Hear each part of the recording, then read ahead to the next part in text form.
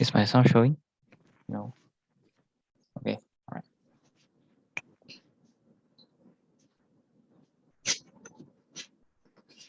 Edmund, can you hear me? Yes, I can. Okay.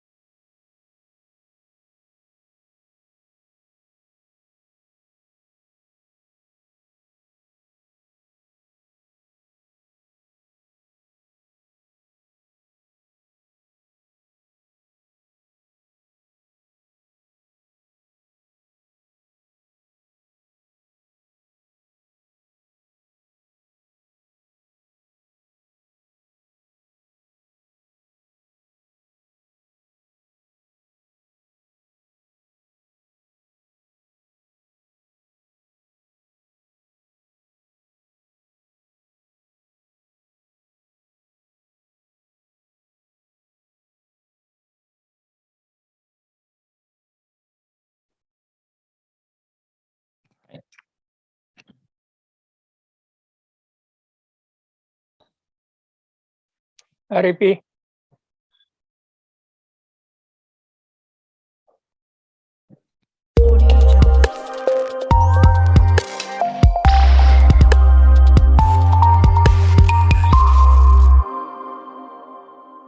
Ripi, your mic is off, Ripi.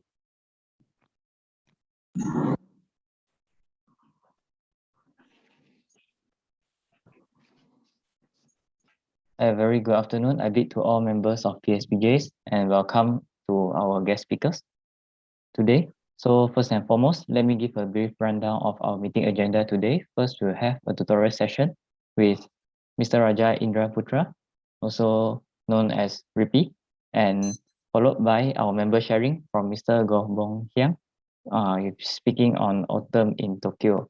So today, the first session will be start with a tutorial session with Ripi, as he's popularly known. He's an accomplished street photographer, and Ripi has been our advisor for many years now, as well as a life member.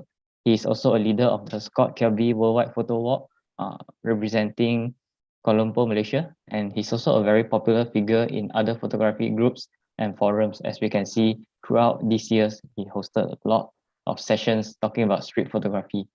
So without further ado, let's welcome Ripi. The floor is yours. Thank you. Thank you, Edmund. Thank you. And thank you also to Albert Lau, who actually invited me. I have actually joined the online sessions that PSPJ has been doing over the months. I think that was excellent.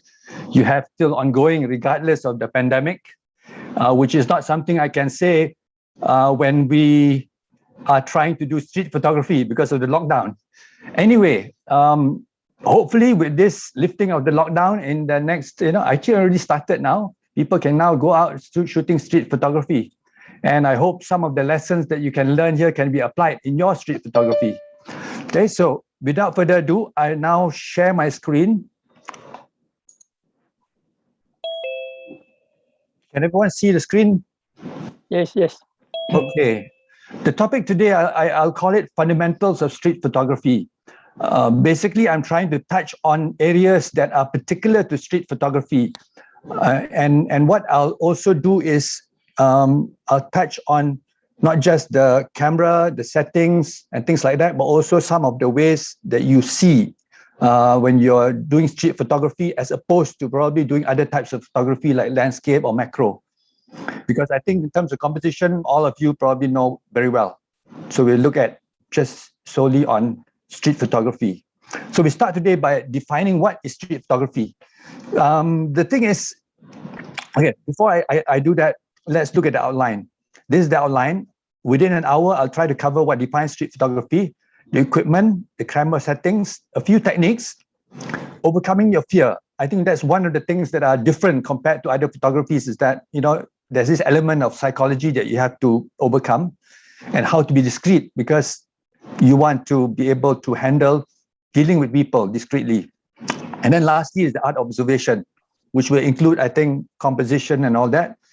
So I'll start with what defines street photography. Let's look at a few words that people talk about when we talk about street photography. First of all, is everyday life. When you go out in the streets, you can see people around. So everyday life involves people and it involves strangers. So when you're taking pictures, it's not pictures of your friends and family as strangers, people you don't know. And therefore, there's one barrier about trying to take pictures of people you don't know. And what you're trying to also record is the human condition. You can say people in everyday life, if just one person just standing against a wall, probably not much emotion there. What is this human condition that you're talking about? You're talking about people's emotions, people's life, daily life that they're going through. Is it through hardship?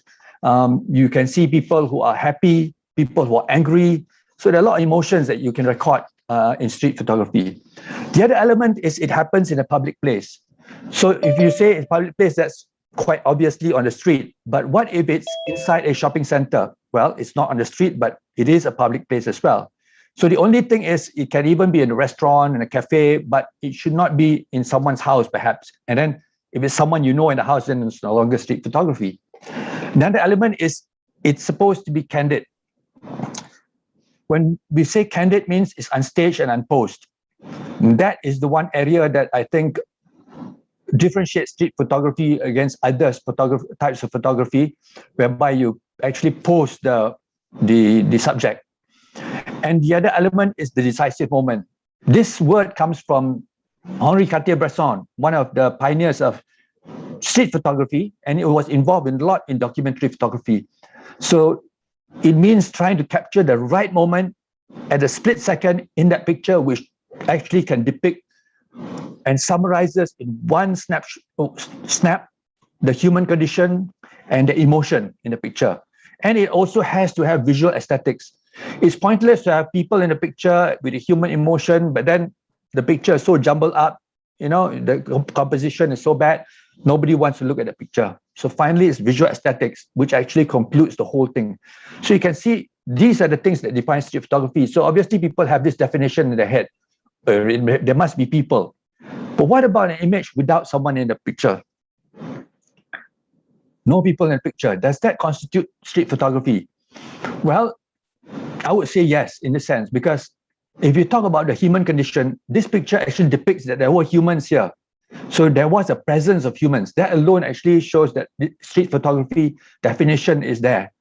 But it shows perhaps the human condition of apathy. People don't care what's happening. So it says there, don't throw rubbish, and everyone throws rubbish. So that's sort of a breaking the law. So you can see that there's also depicting human condition, although there's no people. So there's a fine line actually when we talk about this. Now, this picture also has no one here. you can say like it's architecture. Well, but then again, there are pictures of little food menus on the wall, and you see a little sink over there, and you can tell it was previously a restaurant. To me, it shows a bit of a sense of loss. If you talk about the pandemic, restaurants closing, well, this is what, although this was shot before the pandemic, it shows a sense of loss, that there were humans here last time, and therefore the activity of humans were here. Now, let's look at things which are related to street photography, but are not strictly street photography. And although they overlap, when you look at a picture, it could be street photography when you just look at a picture. But when you know the story behind it, you can tell it's not street photography. For example, photojournalism and documentary photography. In terms of taking the picture itself and the image that you see, it may look like street photography. But the difference is that photojournalism and documentary photography has strict ethics, meaning that you need to be able to capture the person, and the person probably has to have consent in taking that picture. There's intent also, meaning that there's an actual narrative and story behind photojournalism. A photojournalist, when it goes out to a news event, they know who they're shooting. If it's a documentary photography, they're actually telling a story, and they're actually following probably that subject, doing through the everyday life, and they know the person personally, and they actually can write out about the person. Whereas in street photography, you're just passing by, and you happen to see a scene, and you just take a picture. You can read into it what that story means, but you don't actually know. Oftentimes, you don't even know the name of the person. You just look at a picture and you build up the story. So storytelling is important in street photography. But when you talk about photojournalism and documentary, they actually have a real story behind it. So that's the difference. The other is travel photography. Actually, street photography is very useful to be included in travel photography. I'm sure many of you do that anyway when you do your travels. You may be shooting landscape as the main intent when you travel. But when you go to markets, when you are in a cafe, you lift up your camera and shoot some street life. I mean, that's natural.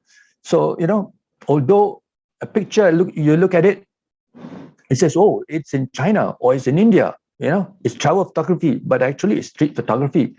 And when you think about it, what we consider street photography in Petaling Street is, to the foreigners, the tourists, actually travel photography for them.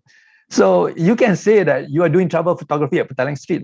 I mean, who's to say, that there's a difference? So you can include, and I think it's very important to include, because the human condition in travel photography is very important. It'll be sad, and I've seen some people, when they compile a travel photography book, they said, wow, I went to Europe.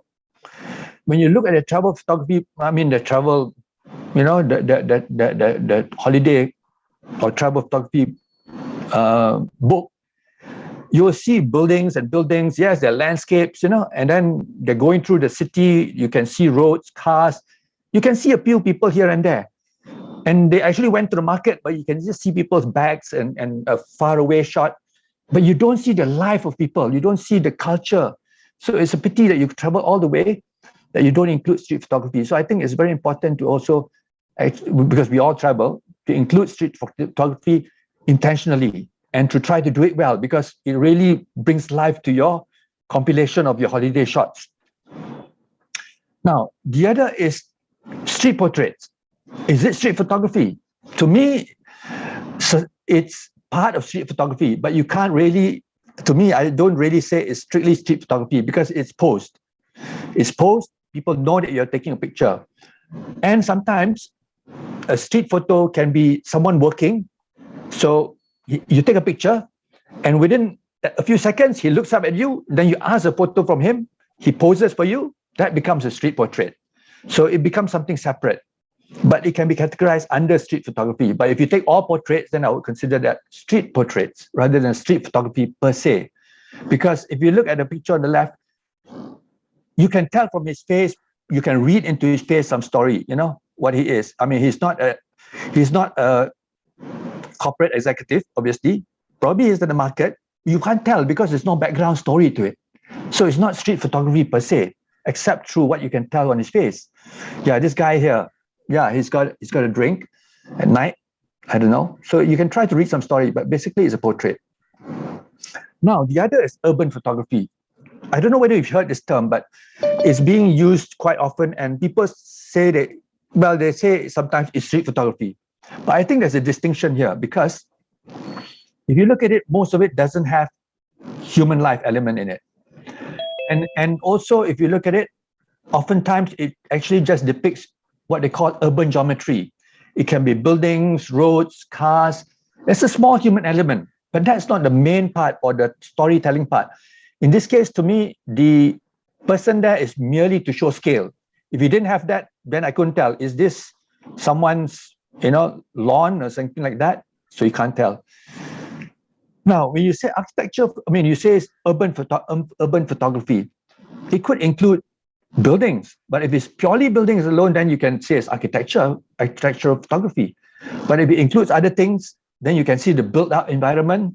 There's a car there, traffic. Yes, you can say it's urban photography, but I wouldn't consider it street photography per se, because it doesn't depict people's lives or the human condition specifically. But many people, sometimes when they go out shooting and this is what they shoot, they say, oh, I went shooting street photography, and this is what they show you.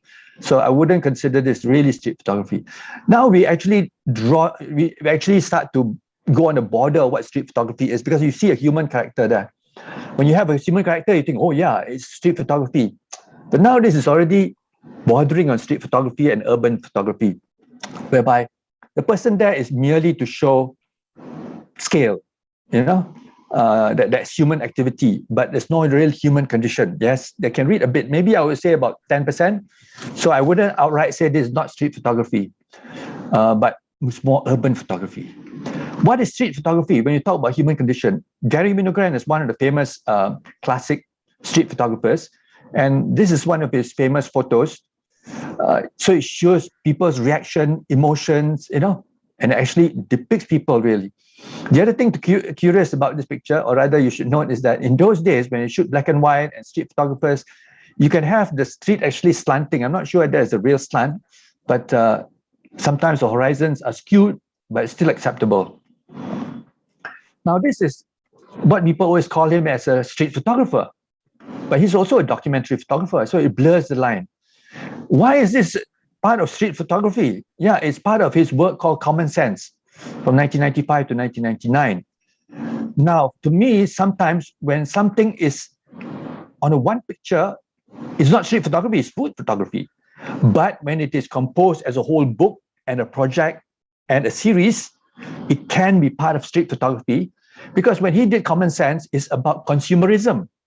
He was commenting about people buying things. So if you look at his other pictures in a shopping center, buying things and all that, eating things and all that, consumerism. And then he had one close-up of this table or this plate. But you have to sometimes look at a picture and can't say one picture depicts street photography. You have to look at it as a whole, as a project, as a series, as a photo essay, as a book. So these are the things you need to consider. So don't stop when you're doing street photography to shoot details which are just objects. They can be part of your street photography collection or essay. Recording in progress. All right. Now, we next come to gear. I think this is the part where it becomes a bit technical, but nevertheless, I think it's very clear that one of the main objectives of street photography is to try to be discreet and unobtrusive, meaning you're not there like a journalist with a big DSLR.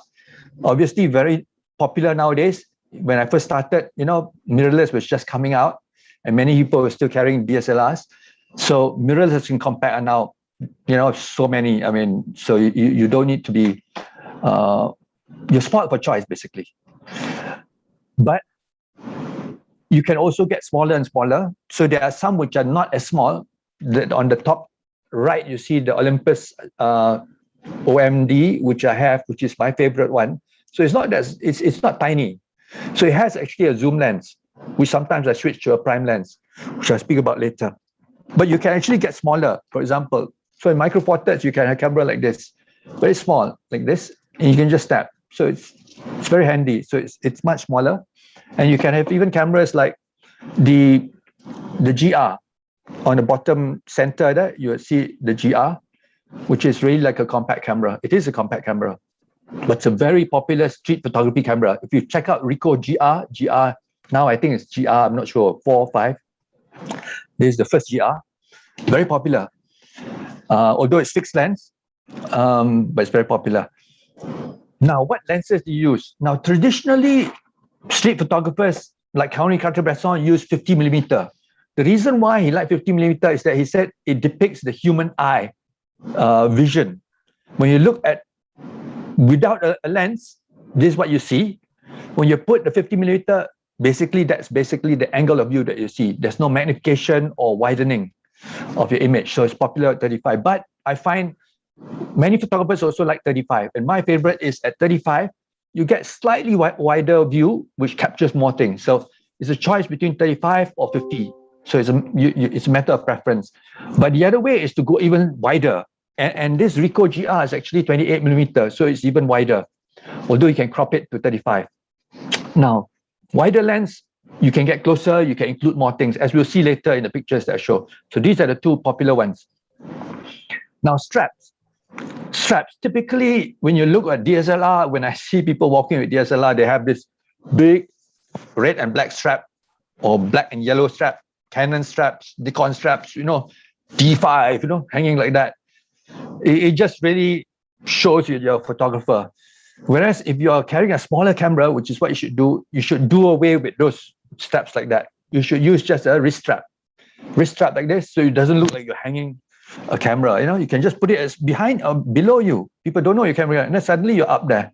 It's wrist strap. And to me, wrist strap is actually also big. Nowadays, I use a finger strap. You can even buy this finger strap. So to me, I used to use finger strap. So it's just in case the camera falls, which it never does so far. But there's the security. So you're not really even putting it around your wrist. You're just using a finger. So it's as tiny as that if you want to get. Finger straps are the thing to use. Like this. Bags. I haven't got my bag here to show you, but obviously the smaller the better. So rather than a backpack with DSLRs and everything, you need a small backpack, a small bag beside you that you can just pick up the camera. And sometimes you can even go without a bag. Flash is typically not used in street photography because you don't want to attract attention. But there are genres of photography and some photographers like Bruce Gilden that actually use flash, and it's basically to shock people. And you can see the expression in their faces by using flash. But it's not something I would do, or not something you would do if you're just starting out street photography. Okay, next is camera settings. As I said, the objective that we have is to be discreet with the camera, but also in terms of how we use the camera, we need to be discreet. And we need fast response, meaning we can capture the scene very fast, because trying to compose, you're not there with a tripod composing and waiting, of a landscape shot. It's split second. It needs a fast capture. So discreet means, number one, in your camera, you should switch off all the sounds. I still see people when they're going out in the streets, when they're focusing, beep, beep, beep, beep, beep, beep, beep, and then the flashing light. And then in the evenings, you can see that focusing light blinking. And then sometimes when someone is sitting there, you can see the light flashing on that person. So it's really distracting. I mean, the person can tell that you're focusing on them with a flashing light. So please switch off all the sounds, switch off all the focusing lights. And nowadays, the cameras, the mirrorless, have got silent shutter. If you've got silent shutter, there's no clicking sound, no sound at all. But mind you, silent shutter, you have to be careful, because if you move if movement is too fast, you can see that there's the slanting of the images, because basically it's like a video capture. So you have to, if it's a very slow scene, you can use silent shutter.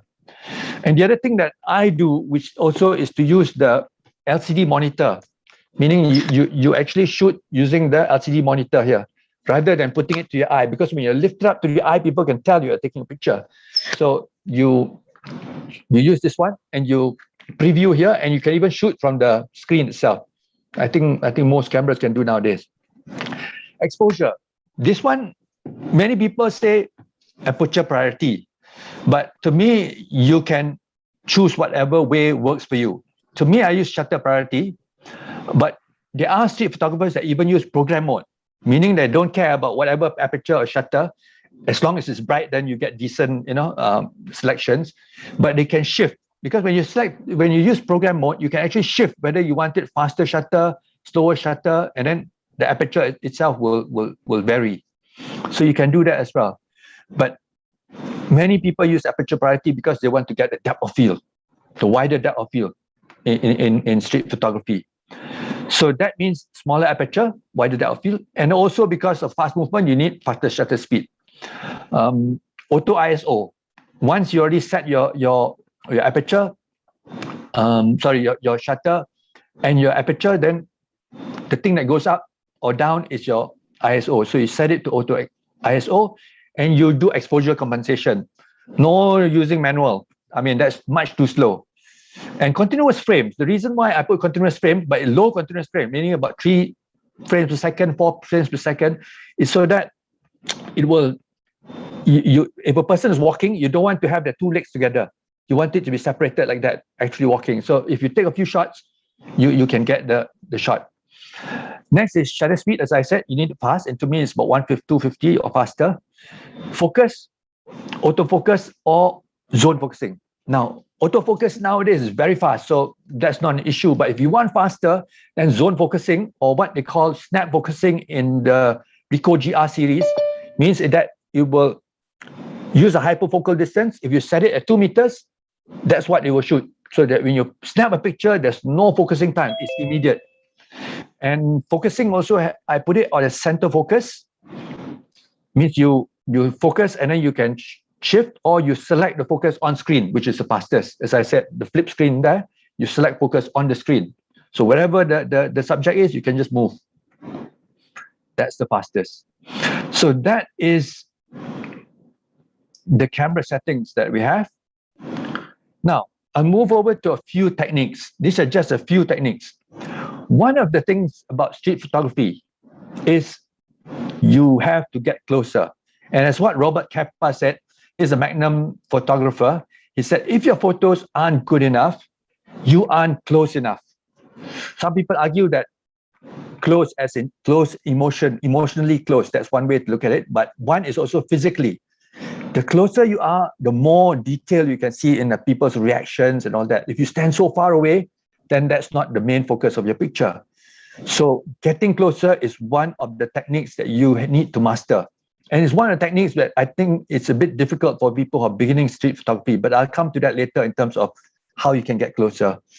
So you want pictures whereby you can see people's faces, their emotions. This is at Pasar Karat. And at the end of the day, they were packing up. The son was counting the money, and the proud father is looking, wow, this amount of money we made, during the day. And you capture their emotions. So you need to get close like that. You can't shoot a zoom lens from far away. And the people are haggling against, buying the phone. So you come close and take a picture. The other one is walk. Actually, this thing is blocking. The top of my screen is a bit blocked. Is walk slow and shoot fast. The thing about street photography is that you want to be unobtrusive. So you can't be walking along very fast and people really see you coming. So you walk slowly, steadily. But when you want to shoot, you just bring it up, pop, and then you just move along. So you're just walking steadily, pop. It becomes like you don't go hunting. You try to do it in terms of make it more natural. If you do see a subject and it's interesting enough and the person is obliged, or rather consenting, then yes, you can. But otherwise, in terms of natural, you just try to walk slowly, steadily, looking, anticipating, and then you just quickly snap and move on. Another is, hang on, I need to look at my notes because the title on top is blocked by the Zoom. Okay. The other one is, work the scene. I can't see the heading. Anyway, work the scene. When you see something happening and people are aware of you and they are okay, you taking the pictures, use that time because they're consenting to go around and take the best framing and composition. That is the key thing that you already have. Once given the chance, use that. Don't take 1 or 2 pictures and that's it. So in this picture, you can see something actually happening in terms of buying and selling. You can see that the baby there being held by the little girl and then the mother is there. There are a few things happening in this circle. So work the scene. Take at least a few shots. Don't just take one. As I said, sometimes you take one and because you're moving, but when you get the opportunity, do work the scene. And as I said just now, take consecutive shots. When people are walking, especially, sometimes you have to press and tap, tap, tap, tap. You have to take at least 3 or 4 shots because the movement of people's legs are constantly moving, and sometimes the legs don't work very well. The picture is not as nice as the legs are well spread out apart.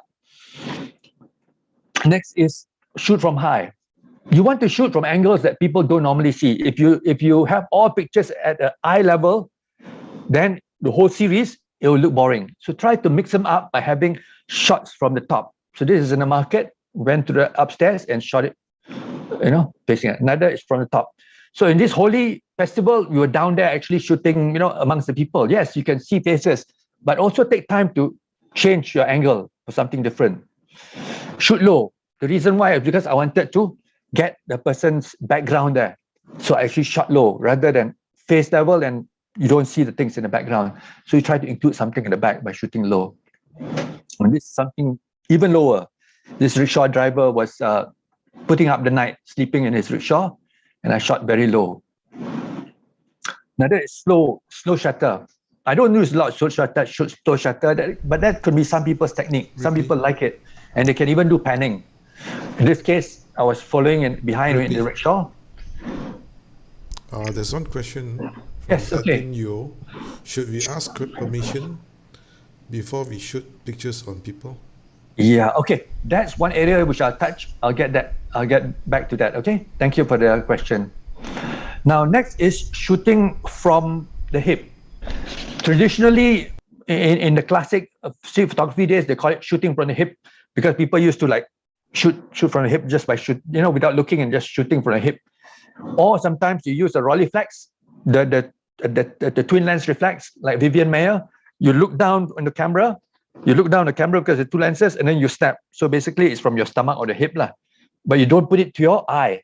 So that's one way that people don't realize. But nowadays, with the LCD screen also, you can actually shooting from the hip, in a sense. And that way, people don't see you taking out camera and shooting. Okay, next is, I need to look my notes. Next is the part where just now the question was coming from, overcoming fear. There's this saying from Eric Kim. He's one of those street photographers. You can Google him up. He's got a lot of material, free material on street photography. I would recommend if you look him up. Street photography is 80% balls and 20% skills. So for a beginner, you need a lot of you need to be brave, or to try street photography. But I would say that if you have hesitation, do have the right mindset. The mindset is that you're out there to document life. You're not doing anything wrong. Legally, they can't stop you. But of course, you can't harass people or invade their privacy. Or if someone says no, you should just back off. But have a good mindset. And one way is to join groups where other people also do street photography. I wouldn't recommend going as a big group all the time, because I think it's best to go alone just with a couple of friends. But once in a while, it's good to see other people and meet other people. You get a good mindset. Okay, there are 2 parts to overcoming your fear. One is candid shooting. You're afraid to shoot people while they don't notice you. You're afraid what if they see you shooting, and then they'll scold you. That's one. The other is asking permission. Just now the question came, should we ask permission? So you ask permission and you're afraid. Your fear of rejection is there. You're afraid of rejection. Now let's do one by one. So give some tips. One thing you can start with if you're afraid of shooting people is you start shooting first by shooting non-human objects. But basically, there are also depictions of humans, But this is your practice. So as you walk around, look for non-human subjects to shoot, just to get your bravery up a bit. Or, something which are non-human subjects. The other is to frame and wait technique. These people wouldn't know you're taking a picture. They couldn't be bothered because you're standing like that quite far away. But then once you get a nice composition, the lighting is beautiful, as in this picture by Ruil Paha. You can look him up. Ruil Paha has a lot of this urban geometry sort of work. Then you snap the picture when the timing is right. So in this case, you waited and you just got this person and the person at the back. So frame and wait is the technique. In this case, I framed because I knew I wanted to show, this sort of thing, the story in terms of like a snatch thief. And I just waited. The other is to shoot from further away. You're not so close, you can shoot further away. Shoot further away. And if you notice, I tend to shoot into the background, which is flat. Because if you shoot into the street, there can be a distraction, people walking and all that. So another tip that you can have is that when you are walking, of course, you're walking looking forward into the road. But when you shoot, always think about shooting this way, because this way is when the background can be flat and can add to the story without distraction. As you can see, it's a plain background. And this one as well is further away. And I just wait and looking for some interesting and nicely a family passed by and the lighting was just at a spot whereby your eye attracted to the light and you can see workers. So you get a composition which is interesting. And the thing is, when you shoot further away, you have this sense of scale. So that adds something interesting also. So they not be boring street photo even when you stand away. Can be some interesting pictures. A sense of scale. You don't have to be very close. A sense of scale here. It just happens to be a very giant poster. When people look at it, and suddenly you see a tiny person. Then you suddenly realize what's the scale there. That's not really an actual oil rig. Another is shooting from the back. Shooting from the back.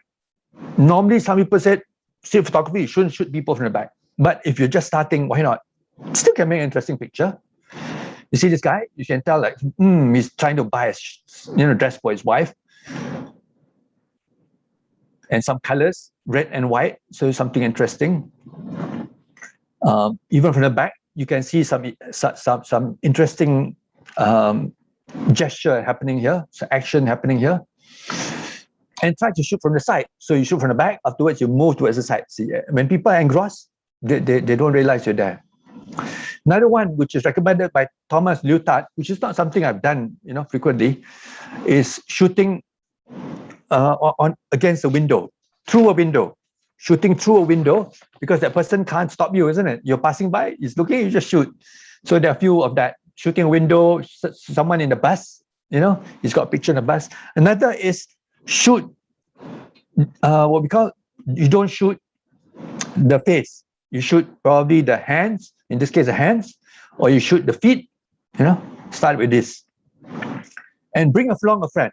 Bring along a friend to me is one way you can break that fear, because that friend maybe is not a photographer, even better not a photographer. If you go to a market, that friend can be buying stuff, actually shopping and buying marketing stuff. And when you are shooting, the shop owner wouldn't scold you because you're just there. And maybe you can point and shoot your friend, like you're documenting your friend, and suddenly the shop owner is there, you just take a picture of him. He won't react because you just feel like you're going with someone. So that's one technique that you can use to overcome your fear. Next is overcoming. I've already done about 30 minutes now, halfway. Overcoming your fear in terms of asking. Now, as I said before, you have the right attitude. And when you see someone that you want to take, don't hesitate. When in doubt, click first. So do the candid shot first. When you see someone interesting and he's not looking at you, he's working, do the candid shots first. Knowing that when he looks up, then you just wave at him and says, "Boleh ambil gambar? Can I take a picture?"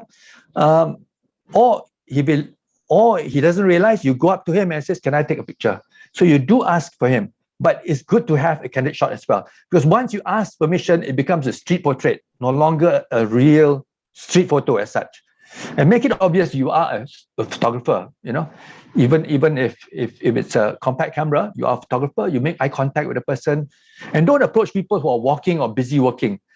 The worst, if someone is selling and attending to a customer and then suddenly you ask him, he will be not angry, but he won't like it because he's losing a customer. Also, when you take a picture at people's stall or whatever, don't linger too long when you want to take the pictures. Because sometimes you standing there will stop shoppers from coming and meeting him. So he will lose sales. So make sure you don't do that. Even if he gives you consent, be quick and move along. When you ask for permission, explain why you're photographing them. Why you're photographing them is, the reason that maybe you say, "Oh, I'm doing this project. I'm doing this series of photos that I'm collecting about people in the market. You have a reason there. People don't feel that you're just creepy, just trying to shoot them, especially women, show them the photo after you've taken them, and then offer them to email. Normally, I don't say I'll email to them, but if they want, yes, can I have your email? Then I'll email it to you.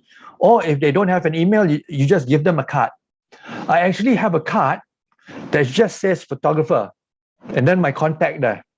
Then actually on the card has a few portraits. So when I show them, I don't say I'm a street photographer, I'm just a photographer with a few portraits.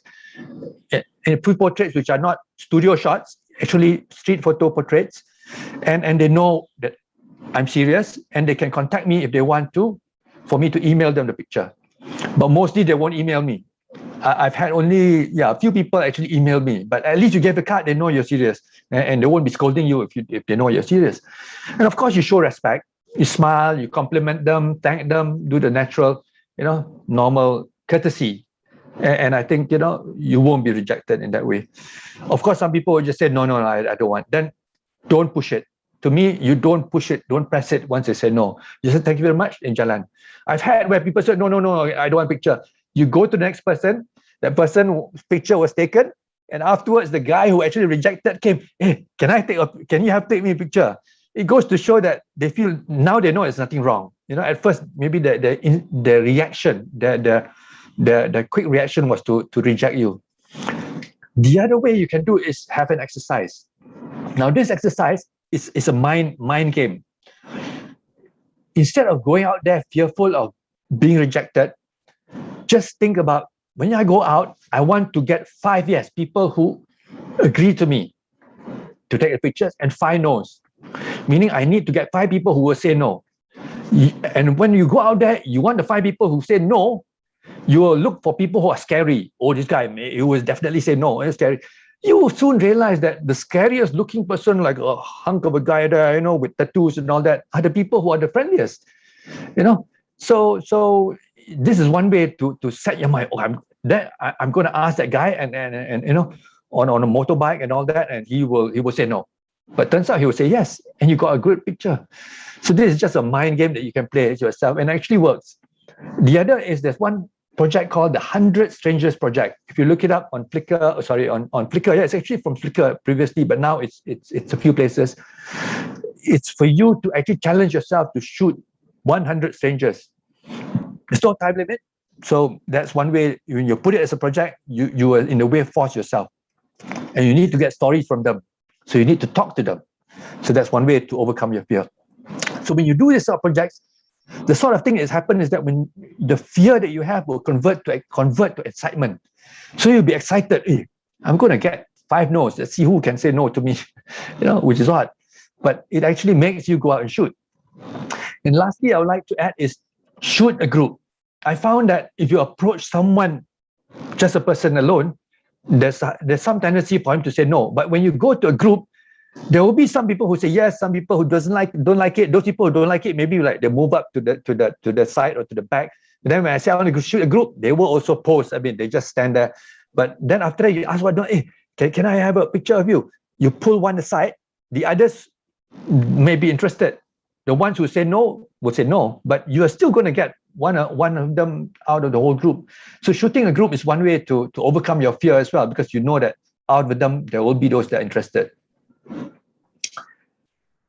Next is, this is now moving over to how to be discreet. I mentioned before in terms of equipment, small camera, short strap, no sounds and light, silent shutter, those are given. And in terms of zone focusing, I think it's very good so that you can have immediate, snapping the picture. There's no lag at all. Another is to go alone or just with one friend. I said just with one friend because sometimes it works that they can distract you, or in terms of your fear that someone will interact with you, they can be interacting with your friend as they're buying stuff. But also to go alone. To go alone is, of course, the most discreet because you're not noticed. So don't go in a big group. Yeah, sometimes we go in a bigger group because it's more social. We go social, we go makan-makan, and then we go shooting out. So we do go with a bigger group, maybe 3 or 4 people. But if you are serious about it, sometimes you know what you want, and going alone is one way to be very discreet. And you dress in dark clothes or blend in, with a tourist t-shirt. Perhaps I do have like a black tourist t-shirt. People think you're a tourist, but then you don't say you're a tourist. If you say, where are you from? Yeah, actually I'm from KL, but wearing a I love KL shirt. No, it doesn't matter. And when you shoot as if you're a tourist sometimes. With this camera, people think you're a tourist. And so you just shoot everything. People thinking you're shooting everything. So when you shoot them, when you show interest in shooting them, they don't think it's odd. If you don't shoot anything, then suddenly you go up to them, why is this guy? Is he a creep, But if you're shooting everything and one of the things that you shoot is him, they won't, they won't resist in a way. Another is don't make eye contact. I've said this again, using your LCD monitor is one way for you not to make eye contact. And I think that's critical, because when you make eye contact with someone, the person may approach you or, but it doesn't mean that when that happens, you don't interact with them. When there is eye contact, please interact with them. Meaning sometimes as simple as lifting a hand and says, hi, or they knew you took a picture. Oh, thank you. And then you just jalan. You just walk away slowly. Not like you're running away. They know that you got something else to do, you got something else to shoot. But sometimes you say, hey, they'll call you, go and speak to them. I mean, the worst case scenario that they can have is say, hey, why did you take my photo? Delete it. Then delete it. I mean, no big deal. Just say, I'm sorry. Then just delete it. Don't force, like says, no, I will delete it. I won't delete it because it's my right. I think in some places, like in US, they're saying, oh, it's my right. Don't do that. Just be gentle and be courteous. Another is to pretend that you're shooting behind them. So as I was shooting like the river scenes, I just swung around and I just shot these people. So they think I'm shooting, behind them. Maybe they know that I'm shooting them also. But one way, if you use a very wide angle lens and if you're shooting another scene, like the side, they can be at the side. So they can be included. They didn't realize they're being included because you're using a very wide angle lens. So that's another technique, which is not here. You can and shoot people who are engrossed, either talking or doing something. So in a market, this is one way. This is pasar karat. So you can go close. Because they're so engrossed in what they're doing.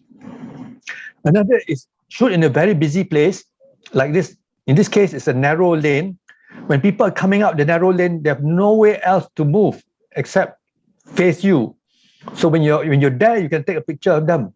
So it's just one way to get very close because they came to you. You didn't go up to them. They came to you. So let them walk to you. Next is to use smooth camera action like you're shooting a video. Nowadays, people shoot a lot of videos. So when you carry your camera, carry as if you're shooting a video. You're like that. The way people shoot videos, like, and then they happen to be there. It's like, you're actually snapping them. And then you do like, oh, you think like, oh, they're blocking. Sometimes they'll go like, oh, you're blocking them. But sometimes they just like ignore you, whatever, but they're there. And they think you're shooting a video, but actually you took a picture, while they came into frame. Another is to anticipate and to take quick shots and exit. As I said previously, you walk slow, you snap the picture, capture fast. But for you to do that, you need to anticipate. Before you reach that place, you're already looking at the action. Sometimes you're watching the action from a bit of afar. You know what's going to happen because you're anticipating. You see someone discussing with the buyer probably in the market to buy something. As he's picking the stuff, as the person is lifting and giving the stuff and the shopkeeper is taking the stuff, that's when you just come in and just take a snap. But don't stand there waiting. You know it's going to happen, but you anticipate. So anticipation is critical. Another is wait in what. So that is one. This is the opposite. This is waiting in one place and people know you're there and become part of the scene. So you can, once you're in the market there, the person knows you're taking a picture, you just stand there and he's already getting comfortable with you because he knows that you're taking a picture and then he's comfortable with you. So you become part of the scene. After some time, the person will forget that you are there actually and he becomes his natural self. Sometimes when you just are there for a start, they become a bit unnatural, But once you're there for quite some time, you become part of the scene, they'll forget about you. So these are the techniques that you can have to be discreet. Next is the art of observation. Now, art of observation includes things like composition and things like that. You know, how do you see, how do you actually compose the picture? And this can be a very wide area, which I know most of you are quite conversant, because if you're if you're landscape photographers or any other kind of photographers, composition is very important and how you see things. But there are two aspects which I think, if you're not a street photographer, it's not something that comes naturally with you. So I just focus on these two aspects. Now, I'd like to give a quote from Elliot Irwin, who was one of the classic street photographers. His quote is, "Photography is an art of observation. It is about finding something interesting in an ordinary place. It is not like, let me complete that. It has little to do with the things you see and everything to do with the way you see them." Now, if you think about landscape photography, or when you travel to a place to get a spectacular view, yes, it's not really the art of observation, because thousands of people have been there, and you know that you don't need to search out the place. It's there. The place is spectacular. Whereas if you are in a street, in a market, it's an ordinary place. What's so spectacular? There's nothing spectacular about a place. Excuse me. But you have to find something interesting. That is the challenge. And it's little to do with the things you see, because everybody can see. Everybody can see, a dog, a guy with his two dogs. But can you make people see that at this angle, that the guy looks like a head of a dog? And this is what comes through in terms of visualization. So it's not the things that you see, but everything to do with the way you see them and how you make other people see them. So pre-visualization, I mentioned just now, pre-visualization is the ability to anticipate a finished image before making exposure. This is by all three quotes by Ansel Adams, which is the famous landscape photographer. But his concept still applies, because visualization is the single most important factor in photography. And what he says is that you don't take a photograph, you make it. It means that you don't go up there and just snap a picture. You have to look at the angle, you have to create the picture that you want people to see. And I like this sort of quote. I'm not sure who came from, but it's quite common. You say that camera users discuss cameras. So if you sit down at the kopitiam and then the photographers all just sit down, what happens? Everyone brings up the camera and talk about camera. Hey, my camera got this thing. Your camera has got this feature. Not, oh, my camera. So you just talk cameras. But they're camera users, basically. But if you're an average photographer, you go beyond that. You don't talk about the camera itself. You talk about technique. How do you do this technique and all that? How did you do this? But great photographers discuss about ideas. So it's not camera, it's not technique, which we've covered just now. It's ideas. It is these ideas that differentiate your picture against other people's picture. When you go to a particular scene, there can be two people who go to the same market, but because they've got different ideas, different stories they want to tell, and different message, they get different pictures. And how do you do that? Is by virtual storytelling.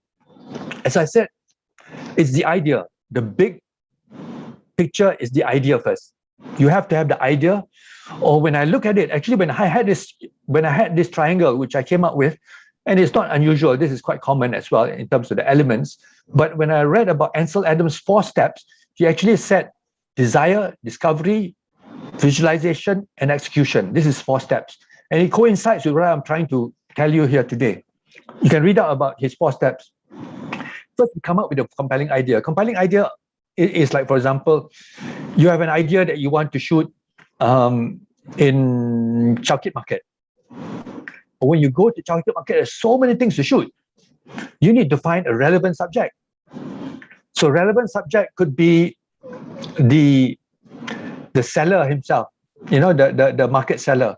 But you say, no, I just don't want to shoot the market seller. I want to shoot where the subject is the chicken slaughterer. Maybe there's a chicken slaughterer there, I don't know. I mean, you want to shoot something, maybe this one a bit different, bit gory, but still, you decide on your subject. But when you get to the subject, the next thing is you're going to tell a story. What does he do? So you want to include gestures and human emotions. After that, you want to look to create the visual aesthetics. This is creating the impact. meaning through lighting, composition, and then you put in with supporting elements. For example, if you are shooting like a person, slaughtering chicken, the background should have maybe chickens which are already slaughtered.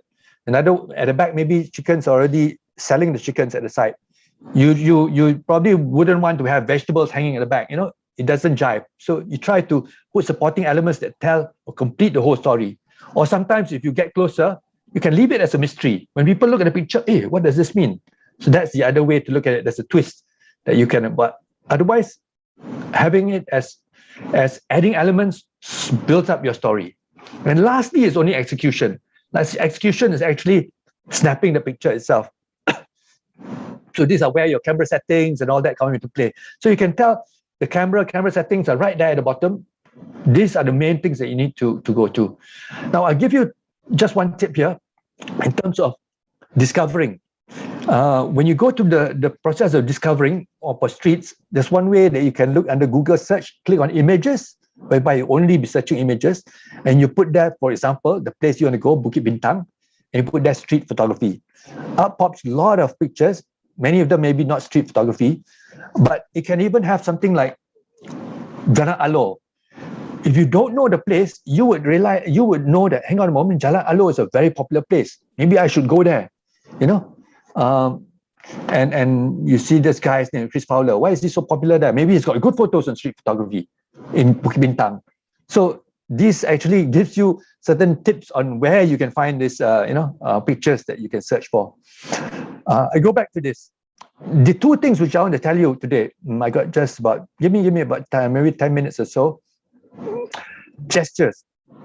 These are the things that other photographers, maybe if you're doing street landscape photography, gestures doesn't come up into play a lot. As what Jay myself said, gesture will survive whatever kind of light you have. So maybe the lighting is not bad, not good. Gestures will triumph over anything because of its narrative content, because it tells a story. So even though maybe lighting is not good, composition is a bit lacking, you still have a good picture. Of course, it could be better with better lighting, but gesture is what tells the story. So, for example, a picture like this. Gesture is simple of a man watching a TV, and that TV is not even an LCD TV, it's an old TV, an old man. But what are the kids doing nowadays? The kids are on their phones, isn't it? So you can see the disparity and the contrast. So it's the gesture and the people's reaction.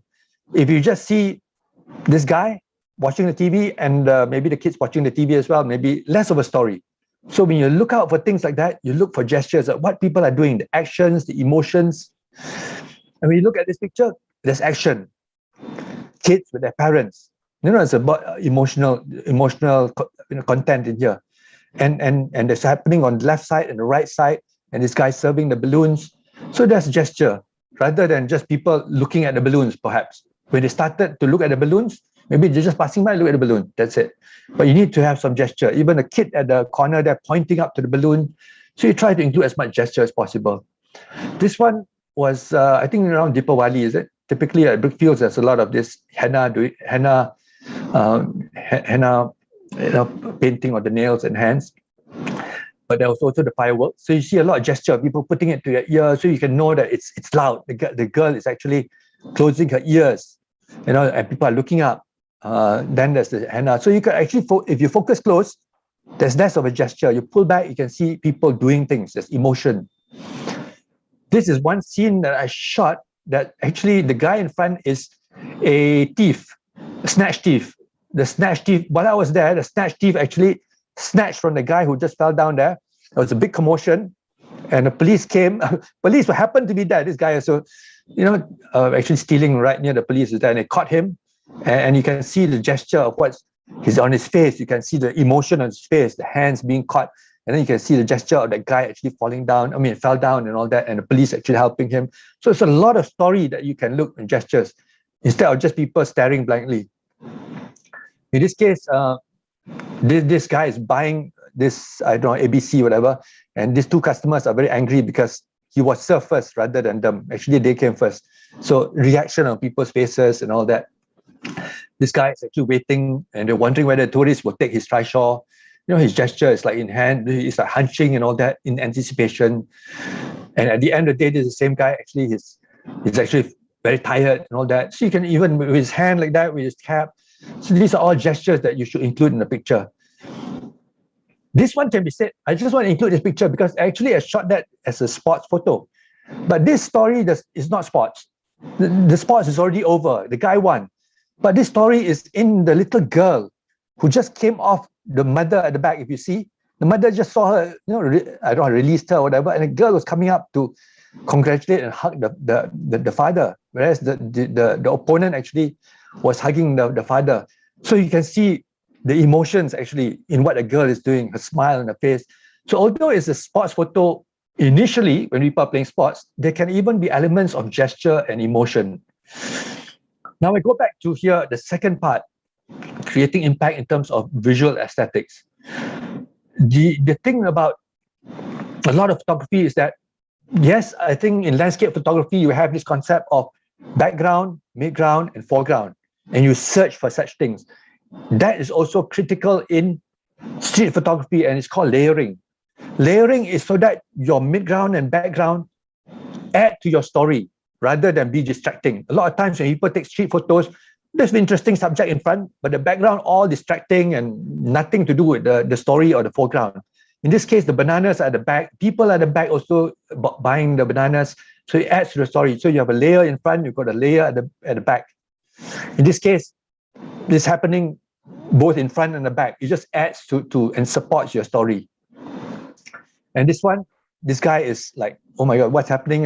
He's reading something, and then the guy is like pampering himself up, and the guy is opening it. So you have different layers to the story when you take a picture.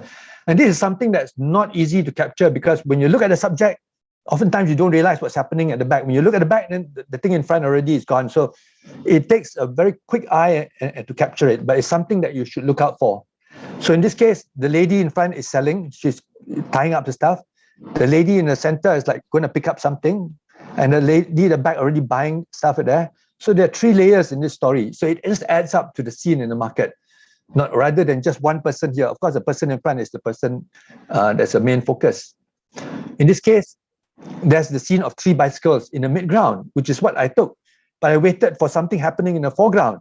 And then at the back, you see that green bicycle is even in the background, but it all adds up to the stories in terms of the layers. And this one also, the layers is, I saw this one left here, and I used that as a framing device to even show the foreground as a layer. And then there's a midground and the background. So you can see that there are like 1, 2, 3, 4. Your eye moves into the picture.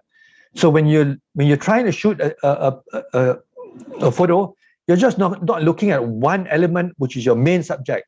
You should try to support that with other supporting elements. And that is what we call layering.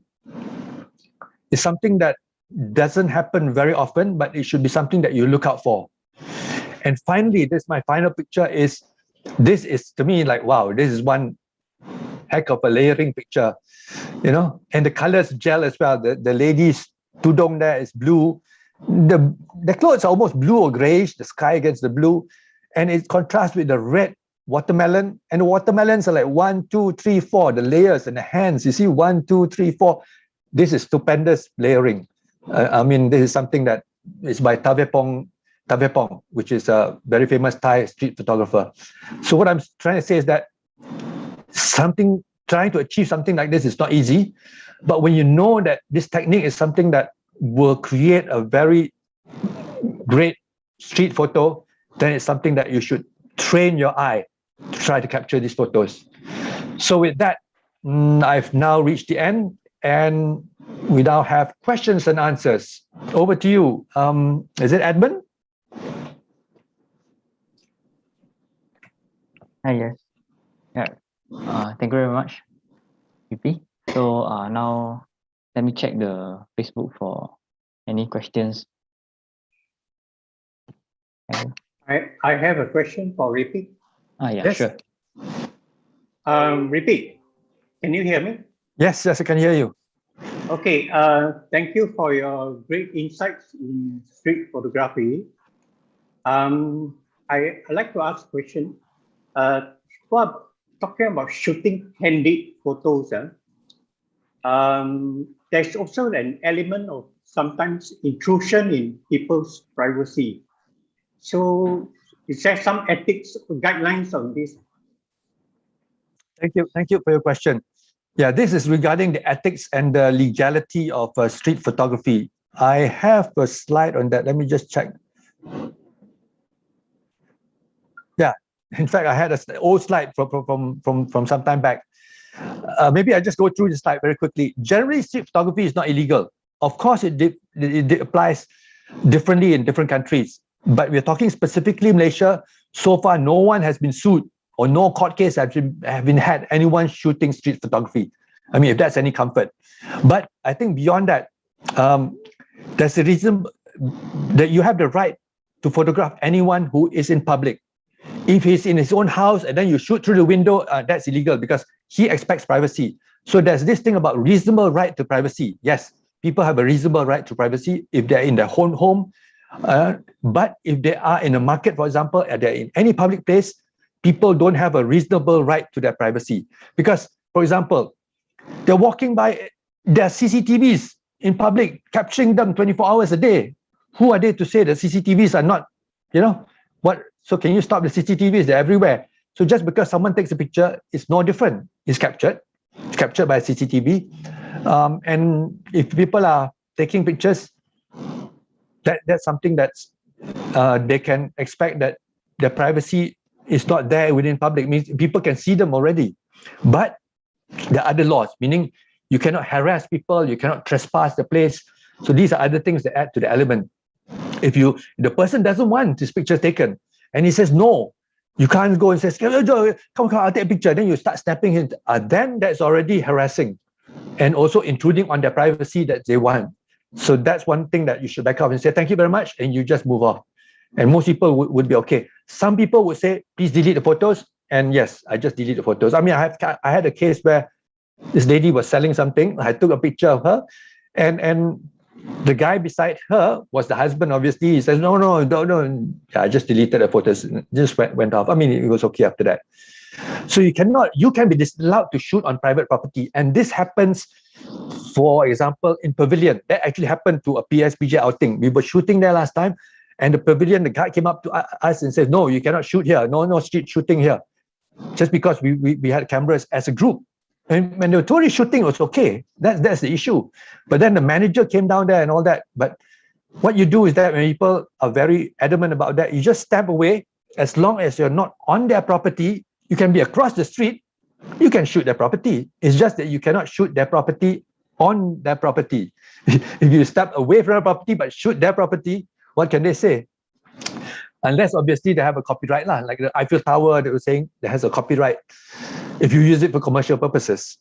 So know your rights and be respectful in a way. So there's a balance between two, a give and take, I would say. So don't be a jerk lah. Be just. I'm sure most of us being respectful. That's the case. As I said, if refused, just say thank you and walk away, and delete your photo if needed. In terms of usage rights, because it's something related, people ask. When you take a street photo, can you sell the picture? Generally, when you look at uploading into stock photos, there's this category called editorial. Another is artistic. Artistic is if you sell the photo as a piece of art in a gallery or in a book, you put it as art. Then it's considered art. It's not commercial. But you cannot use that photo commercially, meaning to sell, anything, or put it on a stock photo and then people use it for commercial purpose. That's not allowed. So usage rights, because you didn't get any consent from the person or even model release from the person, which is not what we do when you do street photography, then you cannot use it commercially. I hope that answers quite a bit. Hali? Thank you so much. Thank you. Are there any questions? Right, thank you, Ali. So far, I don't see any questions on Facebook or YouTube. So now I open it to the committee. Does anyone wants to ask questions? Albert, any questions? I have one more question. Oh yes, Hali, thank you. Oh yeah, sure. Sorry. No worries. It's okay. Just proceed. All right. Thank you, Ali. I tend to see a lot of people post their photos on street photography, and most of the time they like to post it in black and white. What is the significance of black and white, in your opinion? Yeah, thank you, Ali. Okay, black and white used to be the traditional medium in a way for street photographers. And this used to come from even the early days, even the 50s, 60s. So that tends to have that classic look to it. But nowadays, what I feel is street photography can be in color. I mean, there's no reason why not.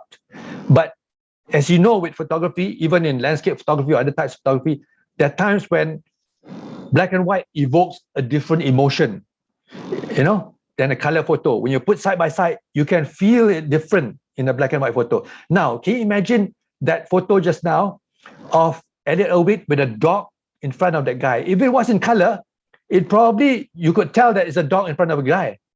I haven't seen it in color. Maybe it's shot in black and white. I think it's shot in black and white. But in black and white, the first impression you get is it is like a dog's head. The guy has a dog's head. So it works better in black and white. The thing about photographs is that it creates, or rather, a 3D image of a 3D world that we see with our eyes becomes a flat 2D image. Now, sometimes a poster, you have a poster at the back and a guy in front, and you want to have a relationship, like a funny connection with the expression. If it's in color, sometimes you can tell that's a poster. But if it was in black and white, somehow you thought it was a real thing. Somehow there's a difference sometimes. So sometimes it works better in black and white. So it's a matter of choice. But when you do a series of photos, this is the other thing. You have to choose. It can't be like when you do a story, color, then one black and white, then color. It somehow doesn't work in the series. So when we go out to do a project, you have to decide for yourself, okay, I'm doing this in black and white, or I'm doing it in color. Personally, I find I do mine in color. I hope those touch the main points that I can say about this aspect. Okay, Ali? Thank you.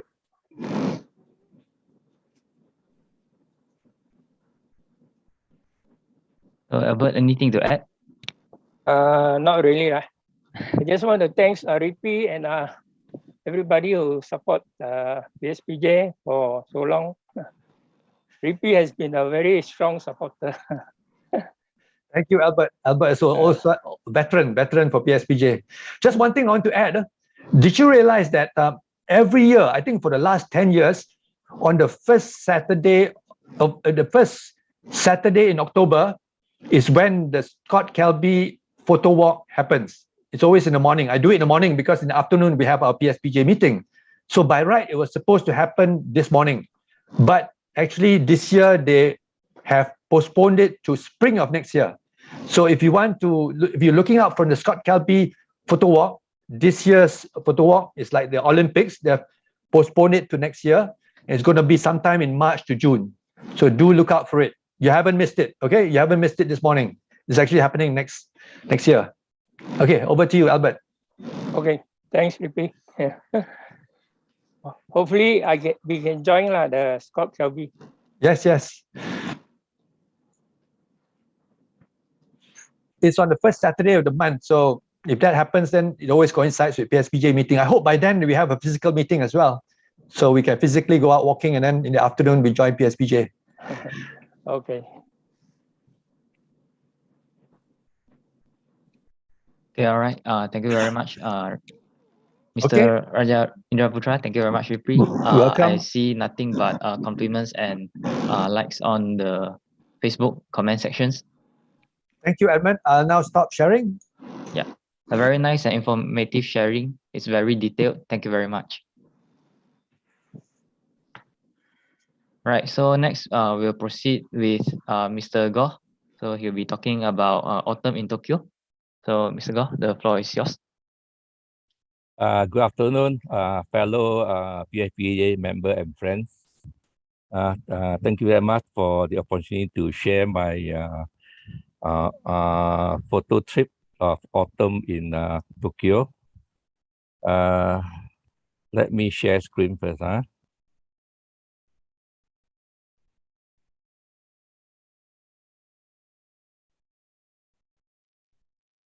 You can see my slide.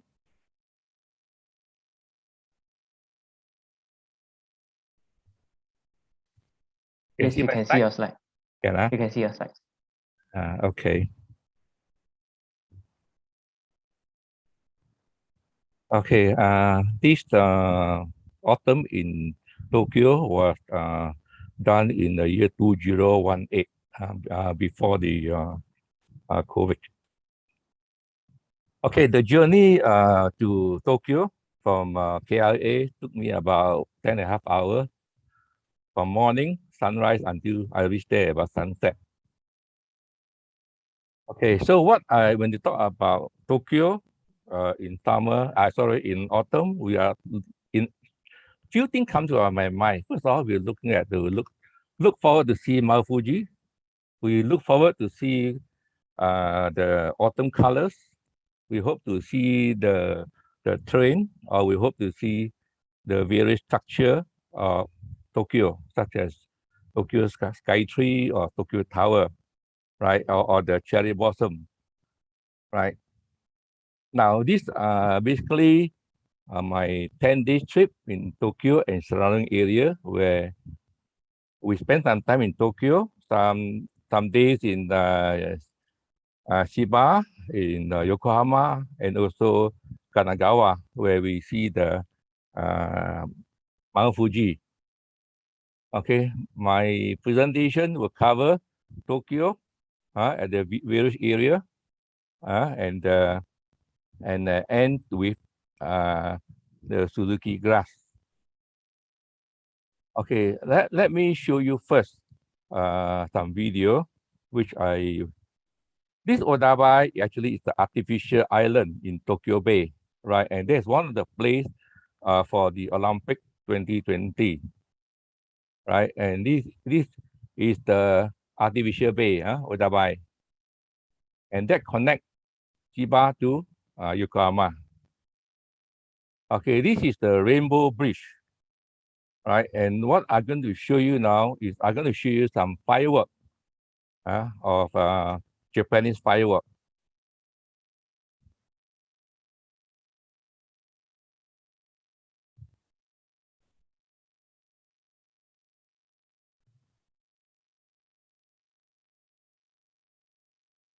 If you don't hear any sound, please let me know.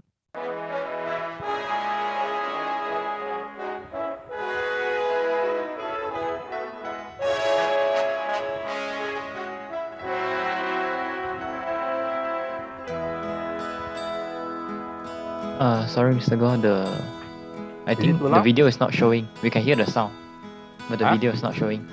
There's no sound. There is the sound, but the video is not showing.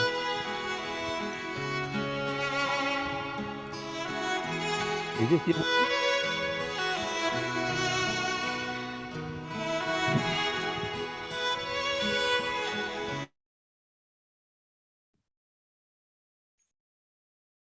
I think you have to present your video separately. Yes, sorry.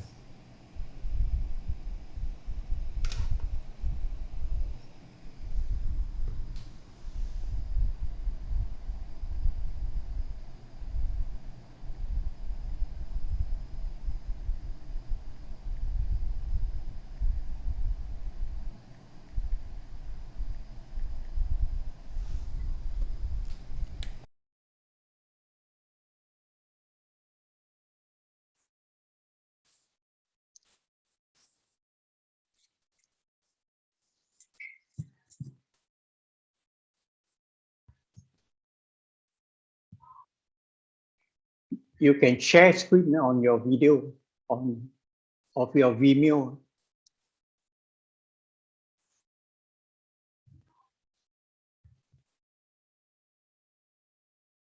Your mic is off, Go.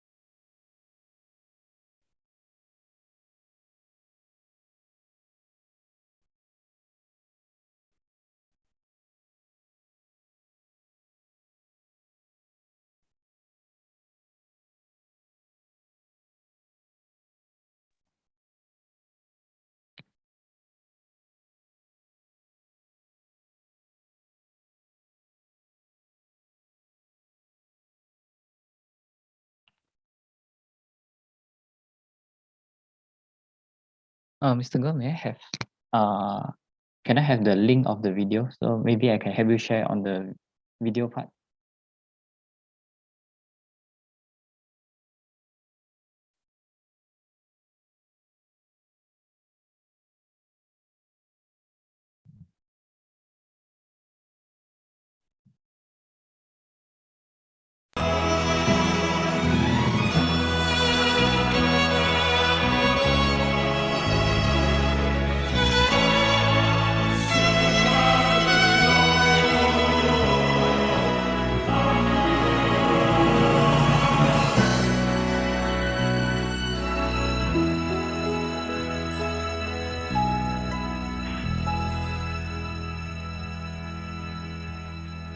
If you don't see the slide, let me know. All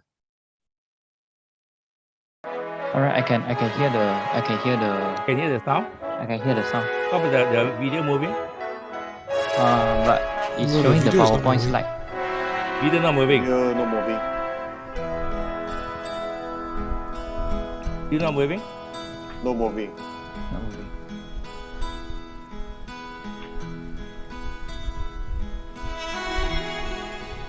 Is there a link to your Vimeo website? No, I pressed a link. I don't know why it's not working.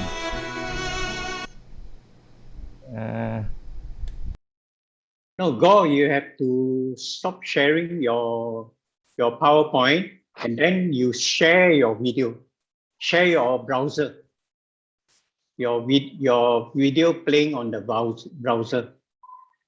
But just now I pressed OK. Why not like that, huh? Let me, yeah.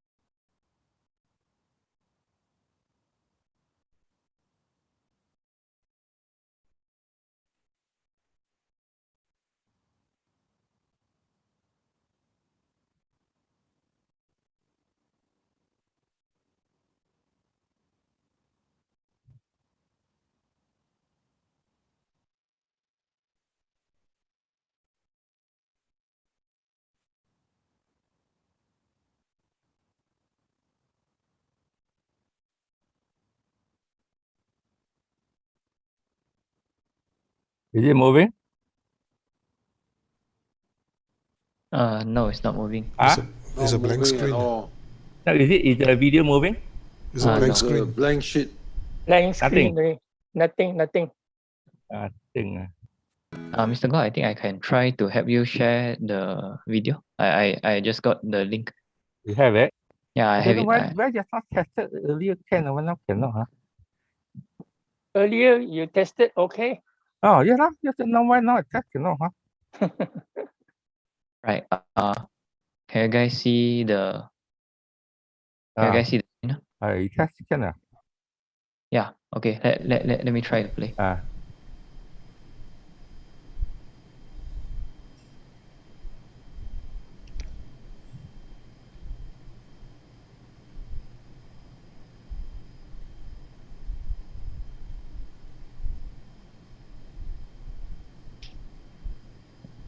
Is it playing? No. Not playing. Oh, not playing. All right. Yeah. Let me try to refresh. Not working, huh? Right.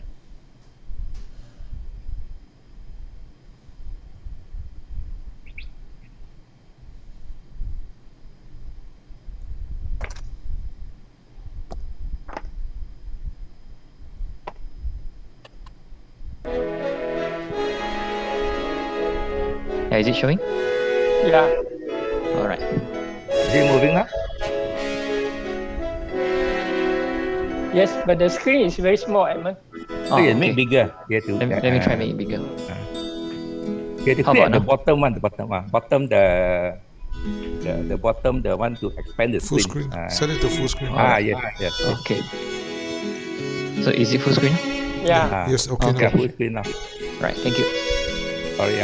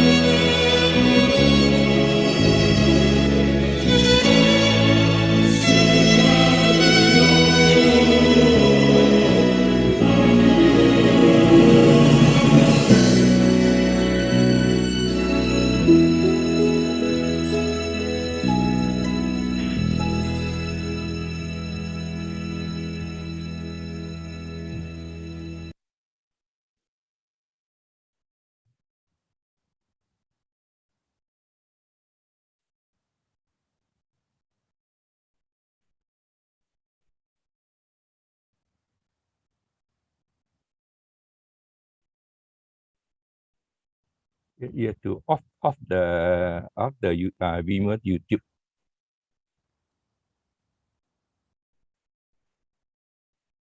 Okay, sorry for the technical error. It's okay. It happens sometimes. I Very nice don't pictures, by the know. way. Don't know why it become like that. Is it taken on the same night? I just start try okay, no? I don't know why, huh? After okay, never mind. Let me continue. All right, sure. You can see my slide now? Yeah, yes. Maybe you can share full screen. Okay. Correct. Can hear, huh? Mm. Okay, this is our first night in Tokyo. After dinner, we walk in this area around this what they call the Sumida River in Tokyo, and we saw the Tokyo Sky Tree, right? And then Tokyo Sky Tree actually is a broadcasting restaurant and observation tower in Sumida, right? So at the height of 2,000 over feet, it is the tallest structure in Japan and the second tallest freestanding structure in the world, right? It is double the height of Eiffel Tower, right? And if you need to go up, you need to pay about $31 to go up to have a view. Okay, so beside it, you have the Tokyo Solamanji, which is the shopping and gourmet paradise, right? And okay, you can see some decoration because that time was around in December. You can have a lot of this Christmas decoration.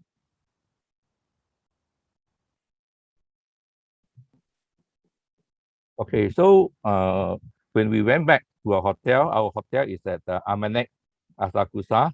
So there's a rooftop there where we went up there and we can take the night scape of the structure from our hotel rooftop.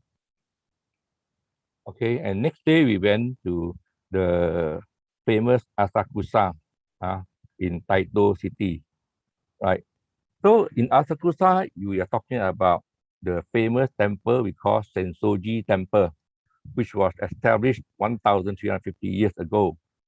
So let me tell you about history that this temple come about because two brothers, they were fishermen and they caught in their fishing net the statue of the Goddess of Mercy, or in Japanese they call the Kanon, Bodhisattva. Right. So what they do is they return it back to the river, but this statue keep coming back to them. So finally, they decided that they will estrange the statue, right? So from here, you notice that just the main entrance is here. Then this is the Sensoji Temple, and beside there you have the 5-story pagoda and also the Asakusa Strange, right? Okay, this is the main entrance of the Sensoji Temple. The main gate we call Kamina Rimon Gate, right? Okay, and it is very distinguishable because they have a big, huge lantern hanging from the ceiling at a height of 3.9 meter, right? And every 10 years, they change the lantern. Okay, and from this main gate to the temple, there is at least 200 meter. We have about 180 shops selling all sorts of souvenirs, all sorts of Japanese food, and even like kimono, right? So this is what you see here. The different store. They call it traditional shopping street, and these are some of the traditional Japanese food, like the dough cookie or the sweet bean jelly, right? Okay, so as you walk towards the end to the temple, you can see all these shops, the 180 shops. Okay, and then as I mentioned, as you enter to walk towards the temple, you can see on the left side is the 5-story pagoda, right? And then as you get nearer to the temple, the main temple hall, you can see here, we call the Jukoro, which means they burn the incense before you enter the temple because So what they all believe that they put their head and cover their head with all this smoke as a form of purification before they enter the temple. And they say that the smoke has a healing effect.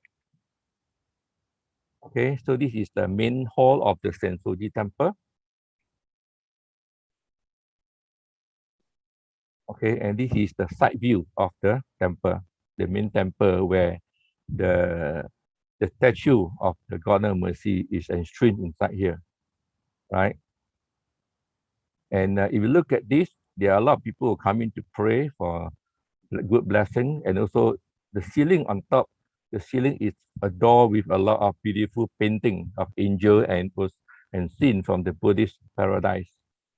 Okay, and then you also can see some deities near there, and this one has a particular meaning in that if you have any part of your body is hurt, you just touch the same part of this statue, and then you touch your own injured part, then it can heal, right?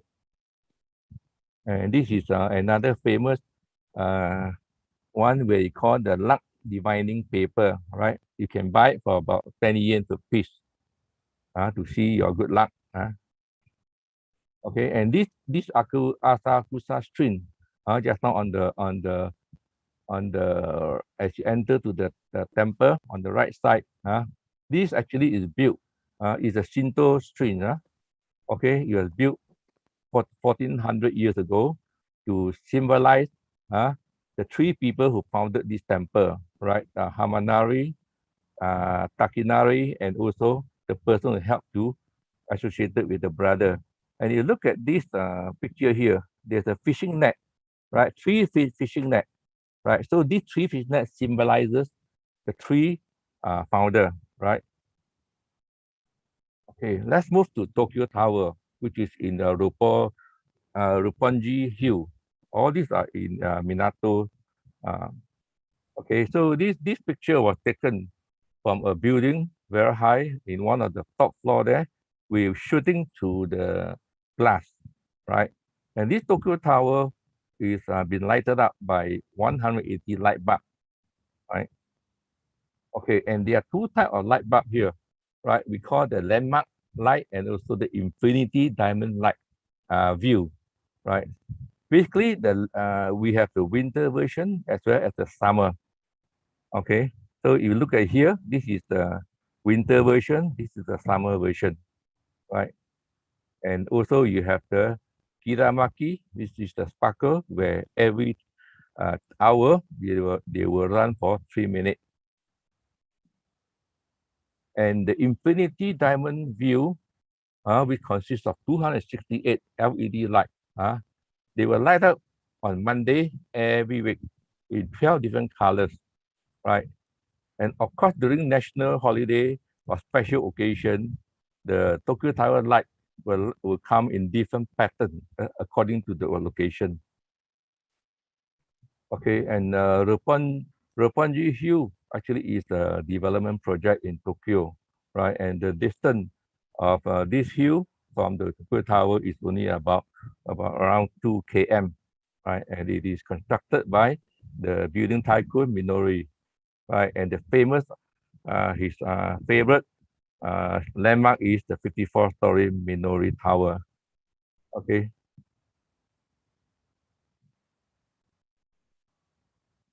Okay, and this building actually took about 17 years after the design initial conception to really become open to the public in 2003. So quite a long time. And the architecture and use of this space is documented in the book Six Strata Roppongi Hill Redefined. Okay, this is another view of the Roppongi Hill area with the Tokyo Tower at the background and with the light. Okay, let's move to the next one. We because every day when we move in town on your own, you can use the substation. So this is one of the substation we call Asakusa substation, right? And these are my fellow photographer. They are about 6 of us, right? And you find that there are a lot of colorful mural on the wall in this substation. Okay, now let's move to the autumn colors of the leaf, right? So this map will show you that starting in middle of September until towards the end of you find that the color changes. The color changes for different part of the part of Japan. Okay, so since we are in Tokyo, if you click on this list, you will see the different type of spot to observe the Kyoto colors, or the what I call the autumn colors. Basically given here is in Tokyo alone, there are 16 places where you can see autumn color or fall foliage, right? The one I highlighted in red, number 5, Meiji Jingu Gain, and also Koishikara Korakuen.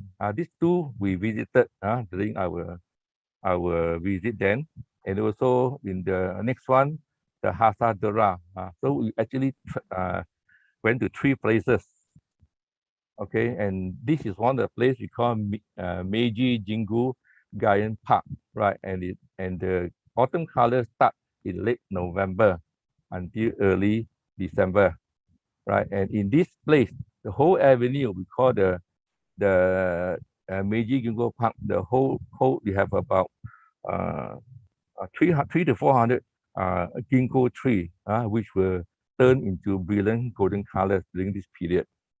Okay, and this is the place, right? The Meiji Memorial picture, right? And so this whole area will become a beautiful golden colors from the autumn leaf, both on the tree as well as what drop on the ground, right? So in total, we have about 146 trees of ginkgo tree covering a length of the 300 meter, right? Okay, basically this is one picture from Getty Image that show the autumn leaf, right? Because when we went there, we reached this place was in the about 4-5 o'clock, which is already dark, right? So I just sharing you 2 internet picture to show how it look like in this area. And for photographer point of view, putting a red umbrella in this place look very nice composition, right? Okay, and when we took, this is our picture when we took about 4-5 p.m. 4-5 p.m. is about another 1 hour to Japan time, right? So it's quite dark, right? But the color is still there, right? So we have a fun time taking picture and enjoying ourselves with all the different posts. Okay, and these are the red are the light trail from vehicle that they turn back here, you turn, right? These are the light trail. Okay, the next one next place we are going to show you on this autumn colors is Koshikawa Korakuen, in another neighborhood of Bongpo. Okay, this place it is a 17.5 acre park right near to the Tokyo Dome, right? And this is the a big lake, and we walk around here. We enter from here, and we walk around here to capture what type of autumn colors can we get. Okay, so this is one of the location, right? A lot of maple tree with beautiful orange and golden color. We also okay, and then this is another one. The NIA in the park.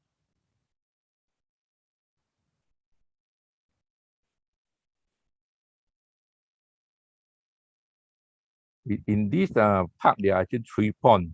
So actually, if some of the pond where the water is clear, we can take very good picture of the reflection of the either the tree or structure or the building.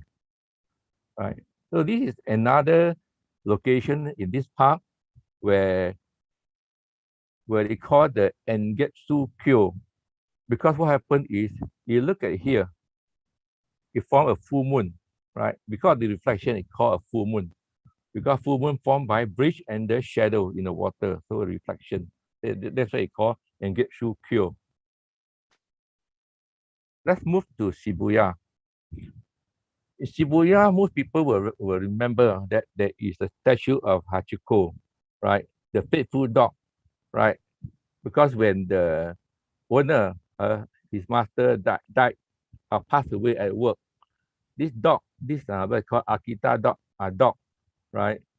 Hachiko waited at the Shibuya station for 9 years for the owner to return, right? And this story touches a lot of people and they show the symbol of faithfulness and loyalty. And this story is so moving that we have actually a movie by Richard Gere on the Hachiko, right?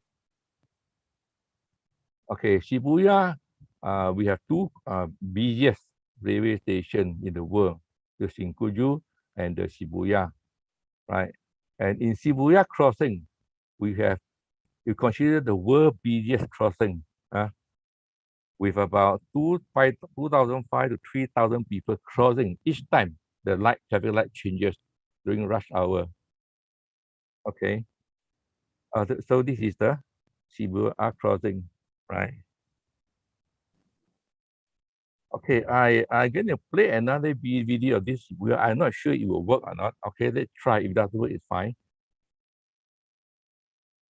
Does it move? Yes, it's moving. Yes, okay. Same thing, but the picture is not moving, right? The picture's moving and the Picture sound is moving. there. Picture moving. Yeah. Also. Okay. Great.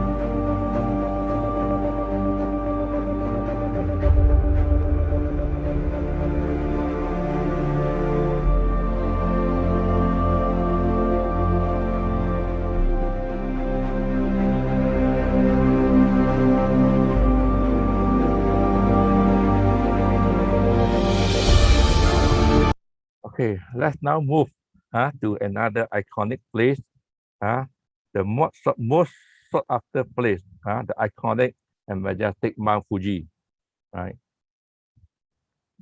And this picture was taken while we are traveling in the van, right? Okay, so I'm going to show you a pagoda. We call it Curator Pagoda, where I can see the iconic view of Mount Fuji. Okay, and this map will show you the Churita Pagoda up here, right? Okay, so this actually is a 5-story Churita Pagoda, where it's a great place for a photographer who want to take a picture of Mount Fuji during spring. We can have sakura, or during the autumn we have the colored leaf, and also the 5-story pagoda symbolizing Japan, right? And in order to reach this pagoda, from the foothill, you have to walk 398 steps before you go out. And remember, I took almost 1 hour to reach there because I'm panting for my breath. And from here, this point, Mount Fuji is only about 57 km away from this pagoda, right? And below, you can see at 600 to 800 meters above sea level, the Fuji Yoshida city, right? And which is a UNESCO. Mount Fuji is considered a UNESCO World Heritage. Okay, but before you go up there, at the bottom of the foothill, you can see a lot of Torii Gate. Torii Gate. And from this Torii Gate, you also can see Mount Fuji, right? Okay, so when you, after climbing 398 steps, we reach this place, this 5-story pagoda, right? And what I did is we walk here until the back, all right? We run until up here. And this is the view that you see, right? So in Japan tourism, I think a lot, this is the iconic picture, right? The Mount Fuji with the tree as a landscape, and you have cherry blossom if you come in winter, and the pagoda, right? This is a very common, iconic image that most people will go and take, especially photographer. Okay. And this is what you can see here is the Fuji. Just now I see the Fuji Yoshida township. Okay, so if on this above the walk to the left of the pagoda, you can have a view different angle of Mount Fuji with the city below, Fuji Yoshida City. Okay, so this is the internet picture showing if you go in with spring, you will see the cherry blossom as the foreground with this pagoda and with what I call the Mount Fuji at the back. Okay, now the famous area, you look at this map here, Mount Fuji is here, but there are 5 lakes, right? We call the Fuji 5 Lake at the base of Mount Fuji in the Yamanashi prefecture. And these 5 lakes actually are formed by previous eruption of Mount Fuji, right? So a lot of people come to any of these lakes to take good picture. But the most famous one is the largest lake here, Lake Kawaguchiko, right? And this is one of the desired place. Why I say so? Because I will show you why it is nice. Because the lake is very big.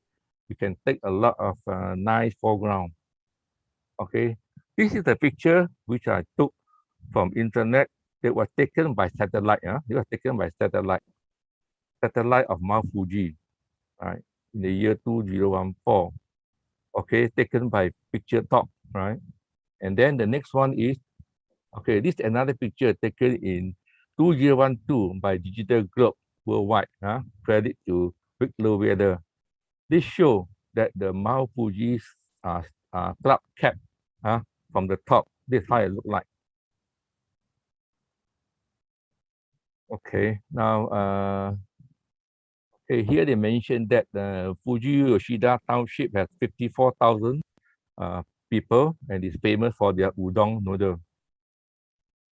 And these 5 lakes have been selected by Tokyo Nichi Shimbun and Osaka Mainichi Shimbun as one of the 25 winning sites in Japan since in 1927.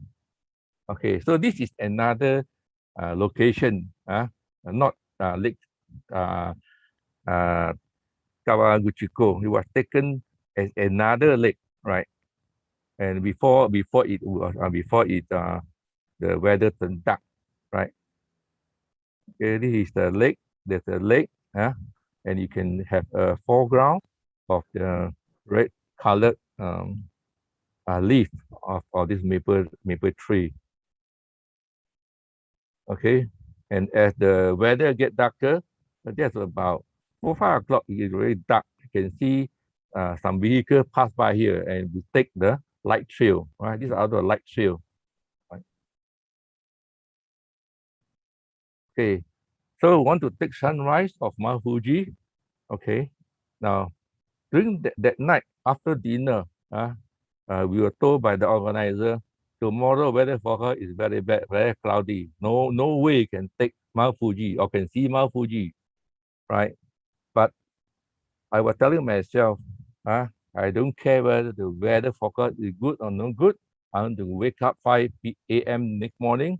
I try my luck, right? I only have 4 friends with me. Hope, faith, determination, and miracle in my mind before I sleep. That I hope some miracle can happen the next day to make sure the weather forecast is proven wrong, right? So I got up and I went to this place. I took this shot at 5:01, 5 o'clock a.m. in the morning, right? It was dark, there was some cloud. Okay, so I waited faithfully at the lakeside. This Lake Kawaguchiko. Okay, at 5:08, nothing changed. It's still cloudy. Right, this is the bridge. On the left is the bridge. On the right side is a township. Okay, and 5:17, I can see, right? I can see now Mount Fuji. There's no cap Mount Fuji here, right? With some reflection here, right? So I'm still hoping that I can get a good sunrise. Okay, at least it allow me while waiting to take some mirror image of the mountain and also the some of the houses there, right? Mount Fuji is about 56 km away from this area that I was standing, right? And then at 5:36 a.m. Malaysian time, which is about 6:36 a.m. in Tokyo. Right, I start to see, hey, some red cloud happening. That means something is happening. Some miracle is coming, right? So I stay put to take the picture, right? And slowly, wow, I can see the cloud, the sunlight shining on the cloud and producing this snow cap into pink color. And that was surprise that my my my time spent in this morning was not wasted, right? Okay, and this is the hotel that we stay in it's called Ashinoko Ichinoyo, right? And in this place, we are given all the Japanese attire in the room for us to wear, and during dinner we have to wear this attire to eat in the restaurant. Okay, then the following day we went to another place, another view to look at Mount Fuji. There are all these grasses as a good foreground.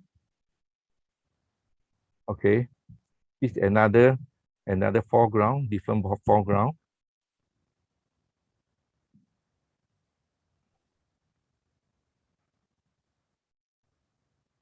Okay, as you go further down, another area you can see Mount Fuji again with different background, different foreground, right?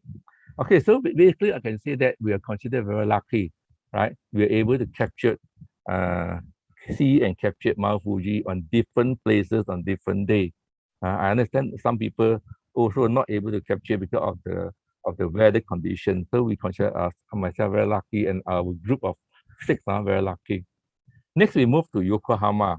In Yokohama, I'm going to show you 2 places, Senkien and Minato Mirai 21. Okay, so this is the map of Senkien in Yokohama, right? Again, you can see a big lake here, right? A big lake here, and also see some structure here, the 3-story pagoda, which I will show you the picture now. Okay, so this garden was opened in the year 1906, right? Built and designed by Tomitaru Hara, right? And all this building inside this garden has significant structure or significant meaning, right? So when we were there, we are lucky to come across this couple. I see this couple are taking their wedding photograph here. So we were very fortunate that this opportunity come by and we start to shoot this couple. Okay, so actually their kimono or attire are very colorful, and also coupled with all these autumn colors, it makes the whole image more meaningful, right? And this is a couple, right? Okay, and this is the 6 of us, right? And you can see here at the back here is the pagoda, the 3-story pagoda, right? Okay, and in that garden, there's also one place we call the arbor, right? This arbor. So what is the significance of this arbor, right? The Nobel Prize winner, Indian poet Tagore, and also famous Japanese literary Grunichi Akutagawa, and many others have visited these places, right? And in the year 1915, this Akutagawa composed a haiku poem on his impression when he enjoyed tea at this arbor. Okay, so actually the autumn colors are beautiful in this garden, different shade of green, yellow, orange, orange, and also red, right? Okay, this is the 3-story pagoda, which I mentioned just now, 3-story, right? It is formerly, we call it Tomyoji Temple, right? So it is called Sanju Noto, right? A 3-story temple housing relic of Buddha and other holy person. And this pagoda will move to this Sankuyen garden in the year 1914 from this Tomyoji temple in Kyoto. And this pagoda was built in the year 1457 and is the oldest building in Sankeyang. Okay, and these are the, just now I show you the big lake, right? So lake, the pagoda is at the back here. This is a big lake.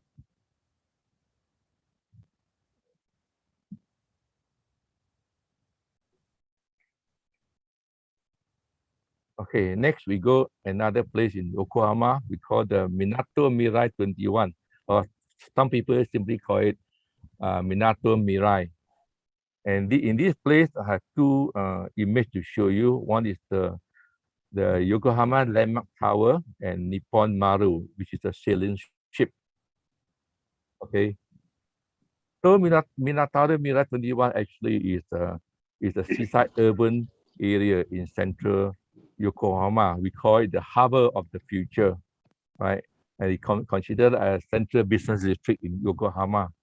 Okay, what can I show you is the landmark tower. What's so special about this Yokohama landmark tower? Okay, this is the Yokohama landmark tower. It is a 70 foot tower, right? And it is 70-story tower with 972 foot tall building, right? Now this, Japan is always very prone to earthquake, right? So this is one of the buildings that they built entirely on roller that allow the earth to undulate beneath the structure without shaking this building, right? And also the building have active mass damper system that prevent building from swinging down, right? And also they have flexible material that bend with earthquake instead of breaking. So this is actually look like a simple building, but actually there are a lot of features that make it able to sustain or withstand earthquake, which is quite common in Japan. Okay, the next one is the Nippon Maru. Nippon Maru actually is a sailing ship which has been used as a training ship, right?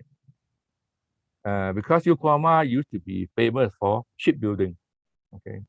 And this beside the building on the right here is the, just now we call the Yokohama Landmark Tower.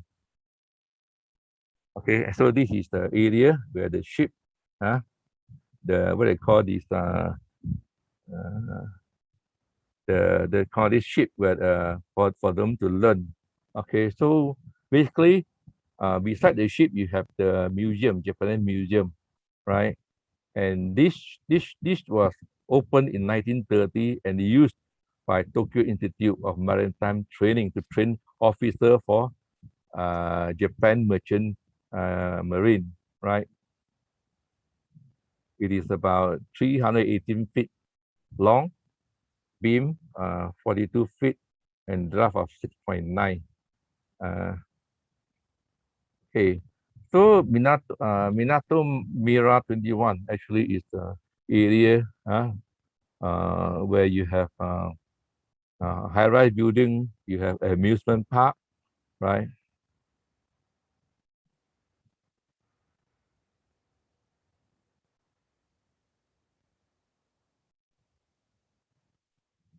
Okay, amusement park. Okay. Okay, next I bring you to another place we call Tokyo Bio Oasis. Now, what exactly is Tokyo Bio Oasis? You look at here, linking Chiba to Kawasaki, Yokohama, there's a bridge, right? Actually, a bridge. We call the Tokyo Bay Biosis. Sorry, Tokyo Bay Oasis.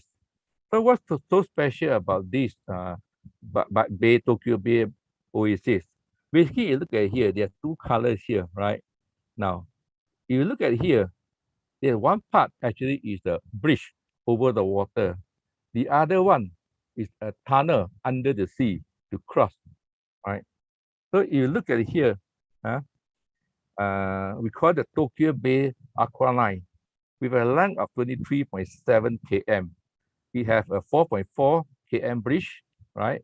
and also a 9.6 km tunnel under the bay, under Tokyo Bay. And this is considered the world's fourth longest underwater tunnel, right?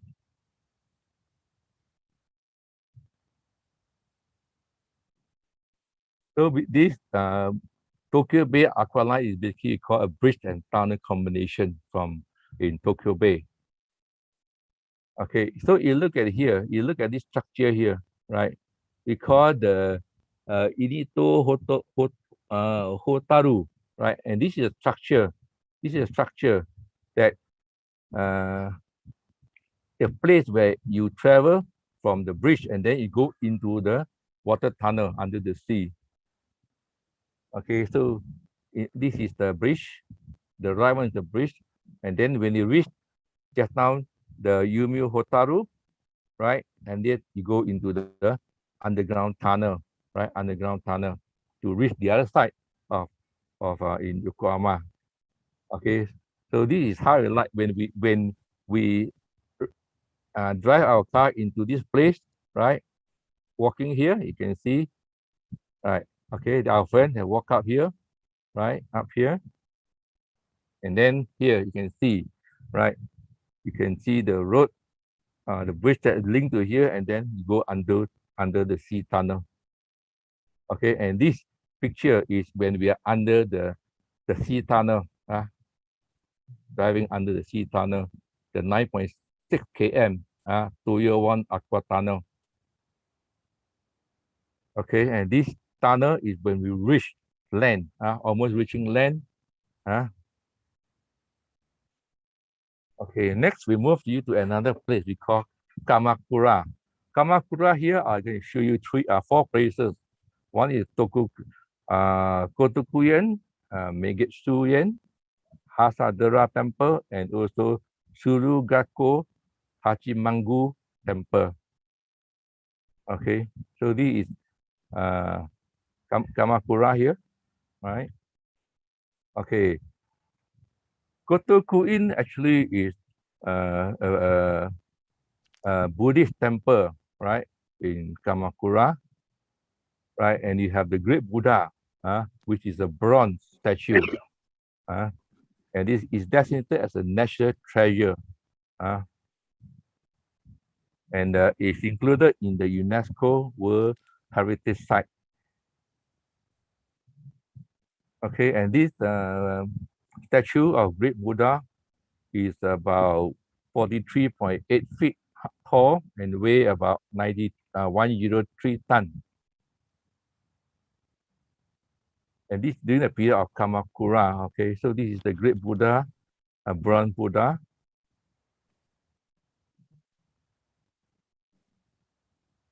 Okay, so four of us, we're having some fun here.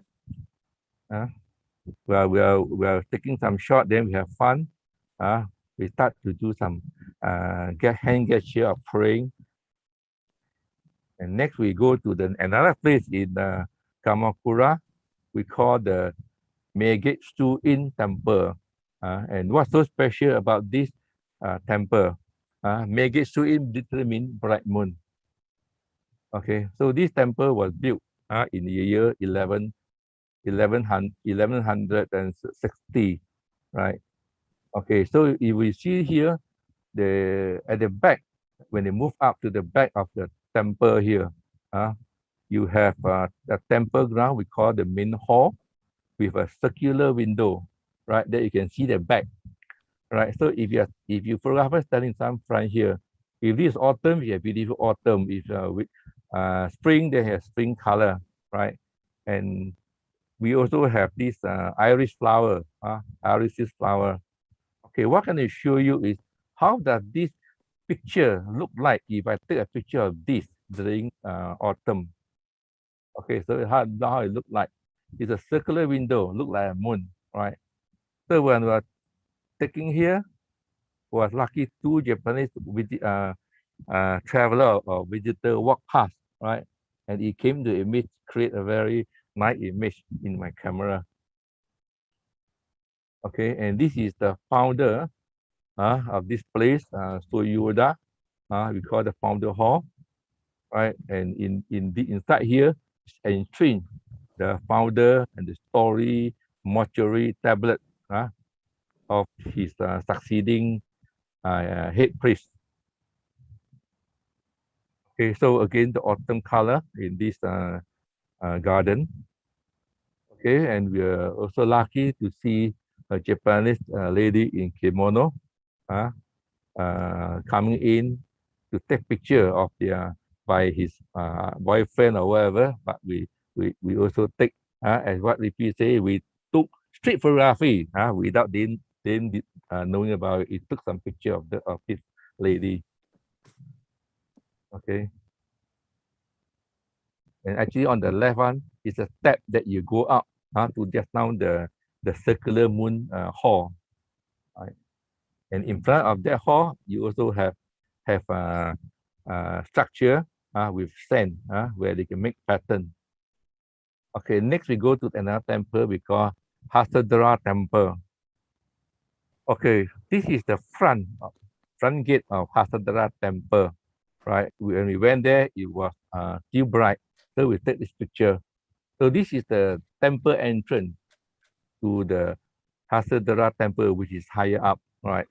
And then this is the picture at nightfall when we are about to leave this place. It turned very dark, right? We take another picture with the red lantern being lighted up. Okay, so when you move in after the main gate, you can see before you go up to the temple, there are a lot of a pond with scenery with the koi fish and the colorful autumn leaf, right? Okay, about the history of this temple, it was actually a monk we call the Tokudo Stonin, right? He found a huge kampo tree in the forest of Nara, and what he did is he cut the tree into two halves and carved out two statues of the 11-headed Conon. That means the Garden of Mercy, right? So what they do is the upper half with the 11-headed Conon, he threw it into the sea, right? And with a prayer that it will reappear again to save people somewhere, at another location, right? So this statue actually traveled in the water for 15 years and it was finally washed ashore to this place, right? And finally, what they did is they enshrined this statue of this Garden of Mercy in this temple, right? And it is a 9.18 meter tall wooden statue and is the largest wooden structure in Japan, right?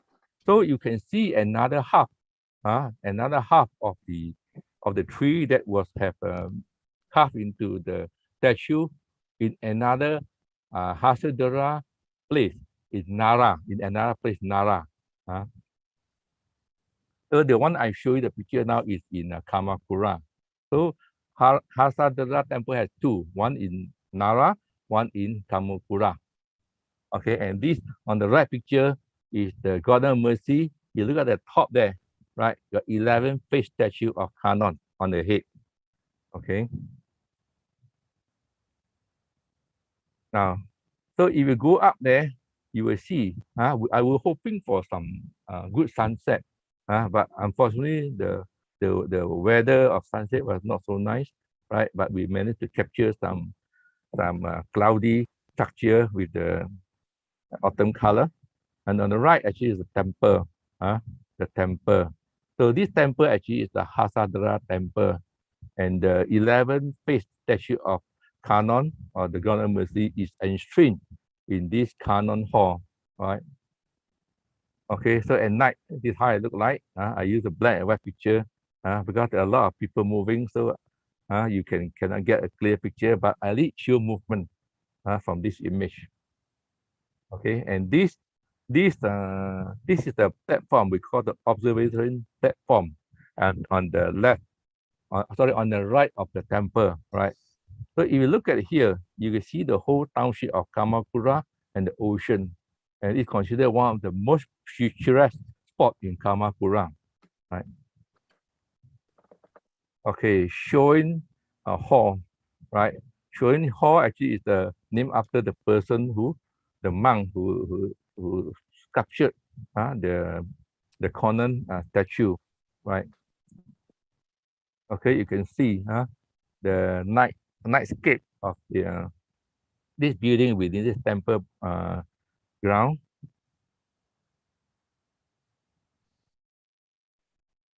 Okay, next we go to another temple we call Shurgu Gakko Hachimangshu, right?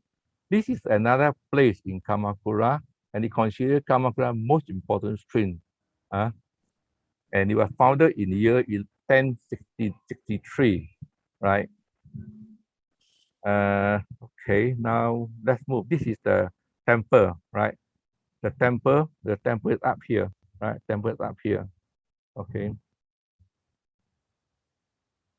Okay, so before I go up the stairs, you can find this is an area. This area actually we call the Maiden. Maiden is the location before I go up, an open space for dance and music performance. So according to legend, the beautiful and famous lady of Japanese literature, Suzuko Gozon, danced and composed poem at this place. So during cultural event, this place will be used for dances and music performance. Okay, and this is the step before we go up to the temple. The main hall is up there, on top there. Okay, and this is the temple, right? And you have the ancient Emperor Ojin all enshrined here with the wife Hachiman and also Himigami and Empress Jingo, all are enshrined in this temple. Okay, and then when we move up a flight of Torii Gate, we went to Maruyami Inari Shrine, right? Okay, and then when you come down before you leave, there is a famous elegant arch bridge, which now cannot cross, right? But in the Edo period, right, this bridge was painted red, and this is used for the crossing of Shogun Palanquin. Okay, it is how it looks like. Okay, now another event took place in this temple when we were there. We call the Suchi-go-san. So basically, Suchi-go-san is a famous annual event for children of 3 years old, 5 years old, and 7 years old, right? So the parents will bring their own children to this temple to celebrate and pray for their growth. And why they choose 3 years, 5 years, and 7? Because these are important timing of development, where they say that children of 5 get wisdom, children of 7 get, children of 3 understand the word, children of 5 get wisdom, and children of 7 get permanent tooth, right? And it's celebrated in November 15, right? So you can see here the mother and the daughter in beautiful kimono coming for this event. Okay, and of course, they are also for the boy, right? The whole family also came to celebrate for him. And the main thing is to wish the children long life until their hair turn white. If you look at here, okay, this one is another children with a mother. They have to wear the Japanese clothing, traditional Japanese clothing, right?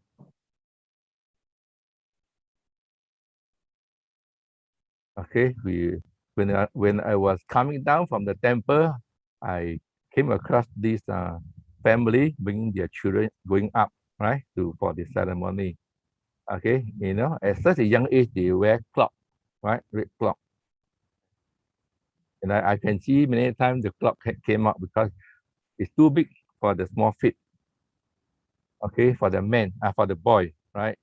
They also wear their clothing we call the Hakayama is the formal clothing for samurai.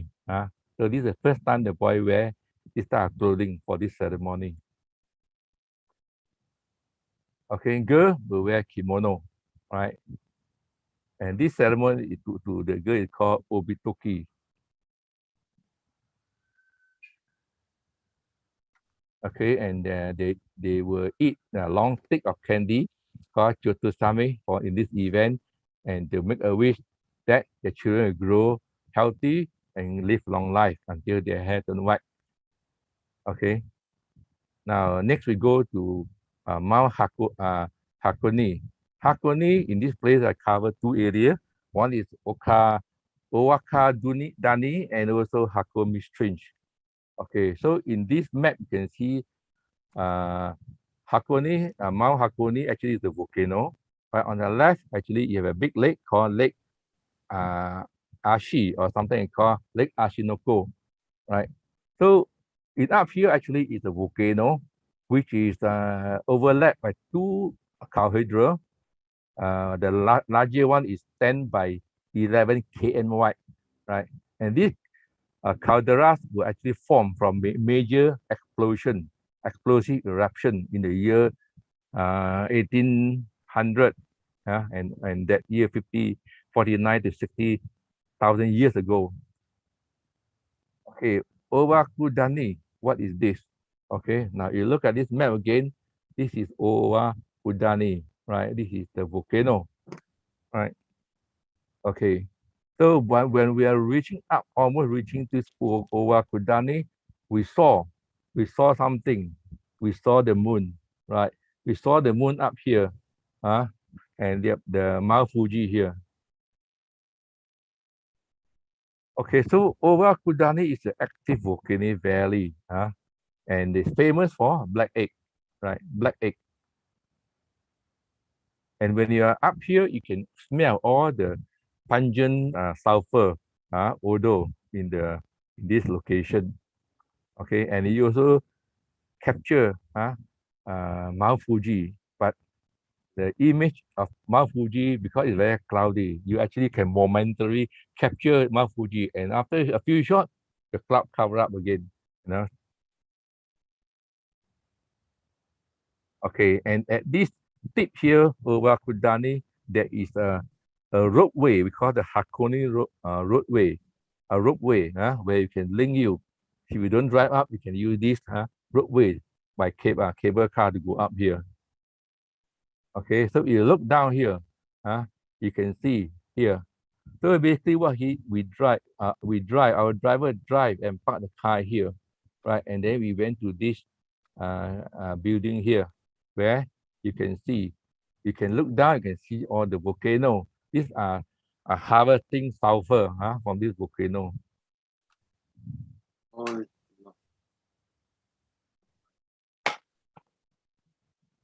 I think I try to run it fast to finish on time. Okay, this picture are taken up here with the background of the sulfur coming out from the volcano. Okay, and you can see the lady bathing the statue. Okay, and this is called the iconic black egg, right? Black egg. So this black egg, actually, if you eat it, the legend is said that each egg is said to extend your life by extra 5 to 7 years, right? Okay, this is how they do. They boil it for 60 minutes, 1 hour, 80 degrees Celsius, and then steam it for 15 minutes. And the water contains sulfur and iron, right? So whether you believe it or not, okay, everyone on earth bought the egg and we eat, hoping that our life will expand and extend by another 5 to 7 years. Okay, this is our lady photographer with us. Okay, now come to Hakone Strange. Hokani Strange, right, is also started by the monk called Mangan in the late IC 757. Okay, the legend is said that he subdued a 9-headed dragon that lived at the bottom of this lake, right? And that's why on the July 31st every year, they will do this celebration because the Ashinoko Goshu Matsuri celebration. Okay, and this is to go up to that stream from the lakeside, you have to go to many Torii gate. Okay, Torii gate. Right before you finally reach up here. Okay, and this is the temple we call the Hakone Strange. Okay, and these are the deity that are entrenched here in this temple. Right, and this is the gate, the entrance. And this is what we see on the close-up here. Okay, you can make your wishes or whatever, and then you hang it on the board. Okay, and this you call the gate of Hakone Strange, or some people call it the Torii of Peace. Because this is the Torii gate that at the lake Aishi before you go up to the Hakone Strange. Okay, from this map here, you can see the Hakone Strange is up there, and below the sea is the Howa no Torii, which is the lake. Sorry, the red Torii gate. Okay, so this is the Torii gate which just now I show you here, right? And this is the pirate ship, sailing ship that offer any traveler or visitor to take a ride over this lake. Okay, so if from this map here, we are here at this Lake Aishi, and if you look up here, there's Mount Fuji. So on the lucky day, if you're on this lake, you are on this lake, right? And if the sky is clear, you can see actually Mount Fuji, right? But unfortunately, on that day, Mount Fuji hidden by the cloud, right? But in the reality, even on a clear sky, you can see Mount Fuji, at this area, right? Okay, and then there are also some boat near this area. Okay, next one you go to Shiba to see the autumn colors of the in this we call the Euro Valley. Euro Valley. Okay, I will show you a picture here and also at this bridge. Okay, so of course this place in the spring is very beautiful with cherry blossom. In autumn you see the Kyoto color. Okay, and there are also some hot spring, or we call the onsen. Okay, this one picture of the autumn colors, right? In this place, in this Euro Valley, right? All the colors of the leaf are turned orange, orange or reddish. Okay, and this is the Cannon Bridge, right? Okay, further down you can see this another place, right? Okay, there's one waterfall at this place. We call the Awamata no Taki waterfall, right? And which is Shiba's biggest and most popular waterfall, which is 30-meter high, 30-meter wide, and 100-meter long. Okay, this is the Awamata no Toki waterfall, right? Okay, the next waterfall we go is on the left, on the other side of the Hakone, Mount Hakone, which we call the Shirato Fall, or in another prefecture of Suzuko. Okay, and you can see here, right? Just now the pagoda, curator pagoda is here. The Owakudani Valley is here, and then we have the Shirato Fall is here, right? Okay, and the waterfall here actually come from Mount Fuji, and especially in summer, when the snow melt, actually it become more beautiful, right? And it is about 150-meter wide, cascading, white cascading fed by Mount Fuji, right? And it's 20-meter high, right? And this is how it look like. This is the Shirato Fall.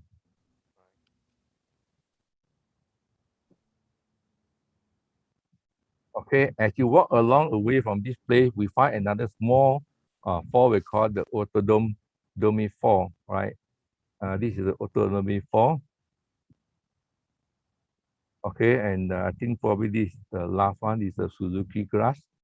Okay, again, Suzuki grass is found in this area, Sengokuhara, which is also quite near to this area, to the place that we visited earlier. Okay, and this is on the west slope of Mount Hakone, right? And in autumn, this grass turn a shimmery silver gold color, right? And this is called some people call it the Suzuki grass. Some people call it the Suzuki grass. Different name, but actually they mean the same thing. Shimmering silver color in the sunlight. Okay, and this is the whole area here. It's called some people call it a Pampas grass field, right? And we are only allowed to walk along this path. We cannot go inside. Okay, and this is best. The legend is that some people display Suzuki grass, as I show you, that if you bring home this Suzuki grass, it will bring you a year of good health. And then if you offer some dumpling and engage in moon watching, which is like our 15 days of our lunar of our 8 month, we call the autumn full moon. Okay, and this picture was drawn by Suzuki grass, drawn by this Sudo Kayazuki, a painter, right, in 1981. Okay, this some of before I conclude, give you time our contact shot of a group. Most important when you go for Ferrari trip, it is we must have fun, we must enjoy the company. Okay, so I think a lot of us will also remember the famous song Season in the Sun. So I say we have joy, we have fun, we have autumn in the sun, but we have sashimi and the sake, like the worry have all gone, right? Okay, and then we asking for a good blessing from the Buddha. Yeah, I remember some of us after pulling our leg, we need somebody to help us to pull back because stiff already, not old man. Okay, this is our having fun in the Asakusa substation.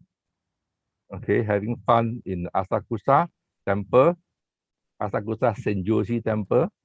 Now, this is the picture we taken at the rooftop of our hotel. Then after the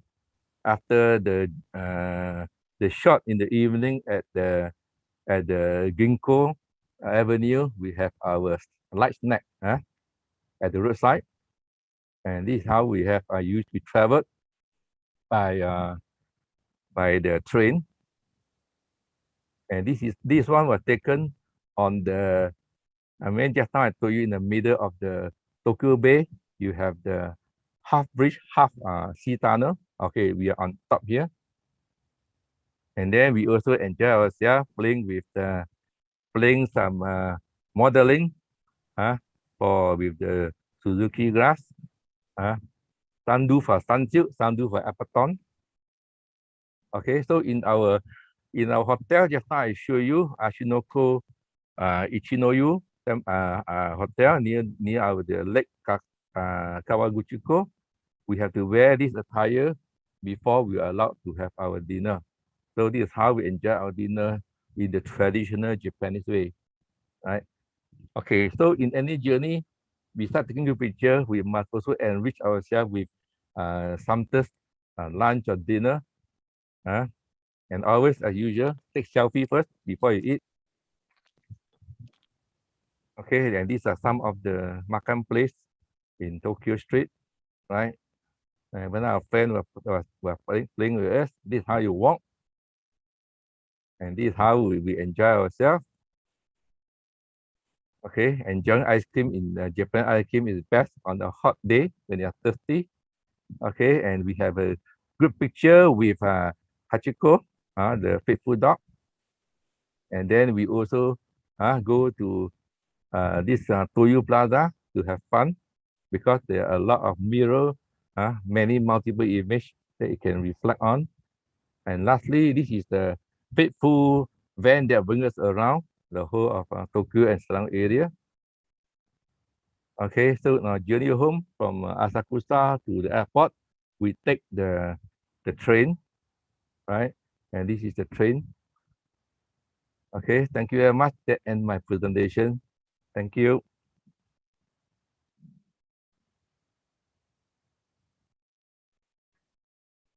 Okay.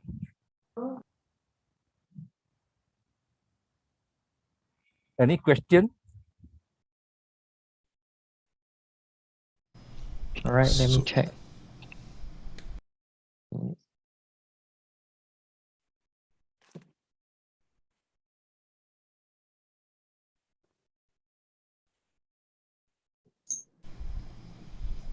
Edmund, your mic is off. Okay. Yeah. Any questions from the board? I'm checking the Facebook for the comment section.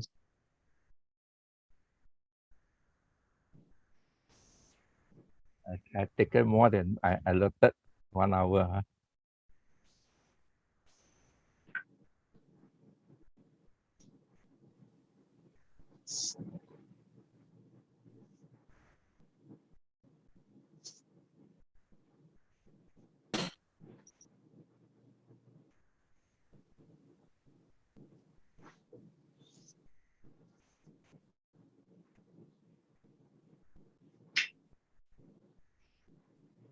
Yeah, so far I don't see any questions from Facebook. No, Just huh? that, yeah, So no I saw a few question, huh? comments lah, saying having fun and good trip over sorry there from for the Justin Line. technical in the initial start. I still have problem playing the video and Yeah, it happens all the sometimes. music.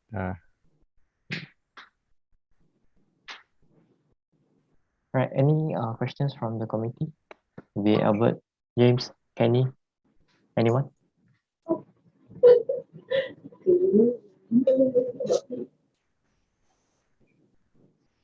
Or Harley?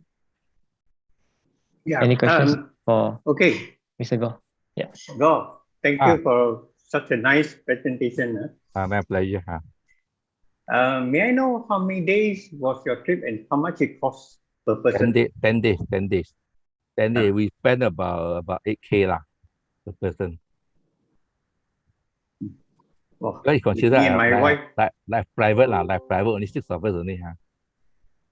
you cost double, man, for me with my wife. Too long, is it? Too long.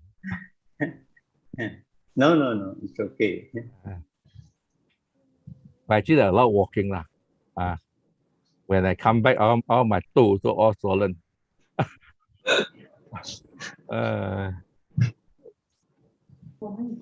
Yeah, Mr. Goh, I want to ask for the trip, is it through a private tour or how do you organize? Just now you see the inside 6 of us, there's one girl, Michi Mujiko is our PSPJ member.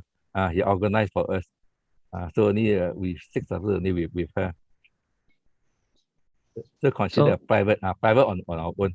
Not go to any outside I think tour. there were a lot of PSPJ members there. Inside here we got 3 or 4 of us are PSPJ members. We have all the PSPJ guru like Ko In Lee, Tiwimpo, all the master there. So for the guides, you will find locals from there or? No, I think Michelle, the driver is her friend. Yeah, Mr. Goh, just want to check. What's the best time to go to take a Mount Fuji? Depend on what you want to see lah. If for us, because basically I like autumn, because I want to see the autumn color, right? But for those who like to see the cherry blossom, then of course you go spring lah. Right. Spring. But I think there are some who like winter, right? For different type of adventure. But winter actually very cold lah. Let's say if you go to the northern part of Japan, probably like Hokkaido side, probably below minus 20, minus 30 in January or February. Which I think is quite difficult for many, especially if you are not used to cold weather, right? But I think can be interesting, if you can tahan the weather, winter weather. Right? I have yet to go in spring. I would like to witness the cherry blossom, but so far I've gone is autumn because I find that autumn is quite nice. Yeah, like last time when I go to New Zealand, South Island, I also choose autumn, but not too hot, not too cold, just nice. Is it very crowded? Yeah, if you go spring, sure, a lot of people. A lot of people. But I think in Japan, not so bad. At least the people are more disciplined. Not like China, where people rush and pull you. Right. Yeah, good job. In fact, the 2018, actually we plan to go back again, 2020, mainly for one purpose, to shoot the magnificent Japanese firework during the Olympic. Then the COVID came and all the plan gone. We cannot make it happen. So how many black egg you taking? I think that would be very fun, no? Going for just like what I call I was told that if you go to, you see in Japan, the firework very different. I can take for 1 hour and you find that every picture is very clean, not very smoky, because they always take the picture at the seaside, and they don't take and complete and finish it within 10 minutes. They do it, then they let the wind blow away. Then before they fire the next one. That's why in my earlier firework, you can see that I put it easily more than 20 or 30 shot. But you find that it's quite clear, quite clean now, because the smoke all been blown away by the breeze in the seaside. So actually, it will be good, I mean, to go back at different places. I understand Akita is one places that are some of the beautiful fireworks. I also found there.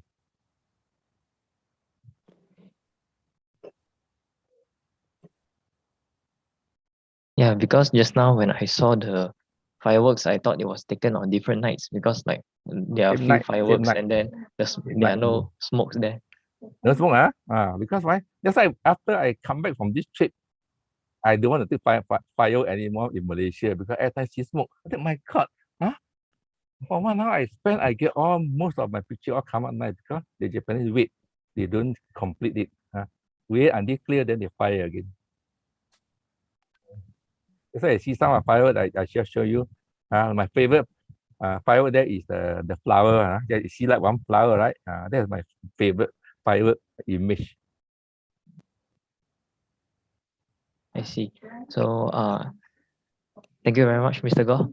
Yeah. Thanks for the sharing. And now we'll proceed my pleasure to share. Yeah, right. So now we'll proceed to the monthly photo contest. Let me share my screen.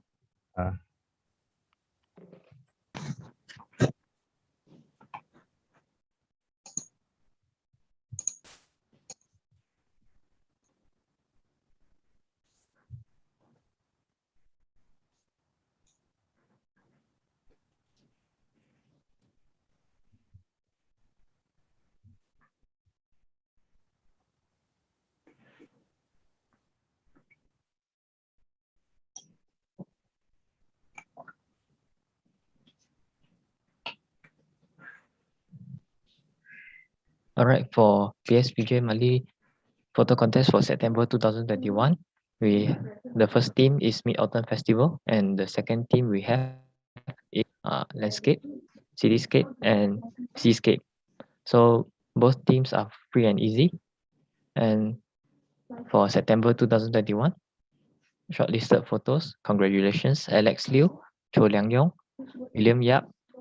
And for the second theme, which is landscape, cityscape, and seascape, we have Chao Wai Kei, Alan Hui, Louis Peng, Vincent Wong, and So Si Seng. All right, for the winning photo for the first team, Mid-Autumn Festival, congratulations to Alex Liu, followed by the second team, congratulations to Vincent Wong for winning the second team, landscape, cityscape, and seascape.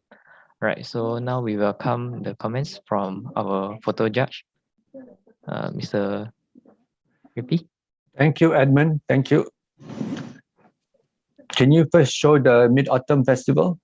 Yeah. The whole selection first? Yes, the shortlisted one. Okay, so we have entries for the Mid-Autumn Festival. There weren't as many entries as landscape, obviously, because landscape people could dig up and they got a lot of pictures.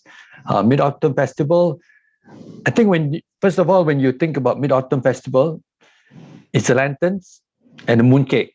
So those are the two ones where we can see how people try to depict this Mid-Autumn Festival. And I was happy to see that there were two of those that were shown. One thing about Mid-Autumn Festival, I was looking for, okay, when we talk about pictures, even before I see the pictures, these were the two ideas I had in my mind. And I wanted to see the joy and the expression of people in the lanterns and the activities that they were doing. But I noticed some of the photos, they had people carrying lanterns, but the expression was totally blank. So I couldn't see that joy and expression, And that's why when I look at the photo with the grandfather, the winning photo, the one in the center there, with the granddaughter, it really gives a joy. And because lantern is a tradition handed down from the older generation, so it gives that feeling also, a connection, emotional connection of the lantern and the grandfather to the granddaughter. And also the second picture, there were three of them there. That was the one I chose, even though it's the same photographer, because I felt some other photographs didn't have that emotional content in the photo. The other one was the mooncake itself. I thought making the mooncake was one thing that was nice, and I could see a few here. So the one from William Yap especially was very strong, I felt, because it has the it doesn't look like a traditional, or rather, it doesn't look like a normal kitchen. It looks very traditional. So that has added impact on its traditional. And then there's a hand in front showing the object, and then with the background, which is the mold. So I think that adds everything to the picture, the background elements. The one by Cho Lian Leong also was quite nice because you have the foreground and background. Because some pictures you have the foreground, but then the background has nothing to do with or doesn't have much to do with the mooncake. The other picture is by William Yap, also by William Yap. He captured the one with, there are no lanterns here, but they're lighting up at night. Somehow I felt this one was the best among the ones which had a lantern, although there's no lantern in here. Maybe you could just run through. Can you run through, Edmund, the rest of the pictures? Or do you only have this one here?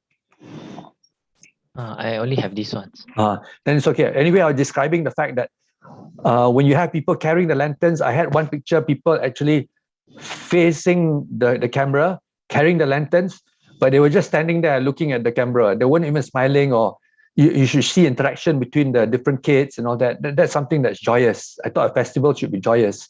So that's one thing I thought when you're trying to shoot, you should try to evoke that sort of emotion. Okay, so we go to the winning photo. Alex, you want? Just look at the bigger picture that we saw just now. Yes, this is the one. Yeah, you can see the connection between the grandfather, isn't it? Yeah, and then they're holding the lantern. Yep. Great picture, but my only okay, when we look at any picture, we try to visualize what could make the picture better. If it was nighttime, I think it would have been better.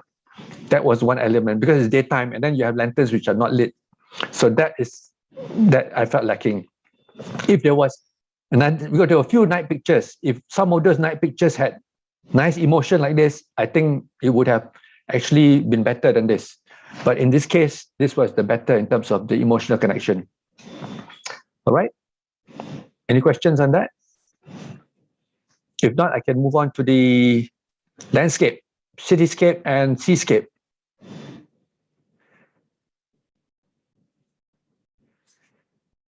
Right, there are no questions. We can move on to the landscapes. Yes. So we have a variety. If you look at this final selection, there weren't any cityscapes. When I looked through the cityscapes, we had quite a number which were at the Bukit Bintang Junction.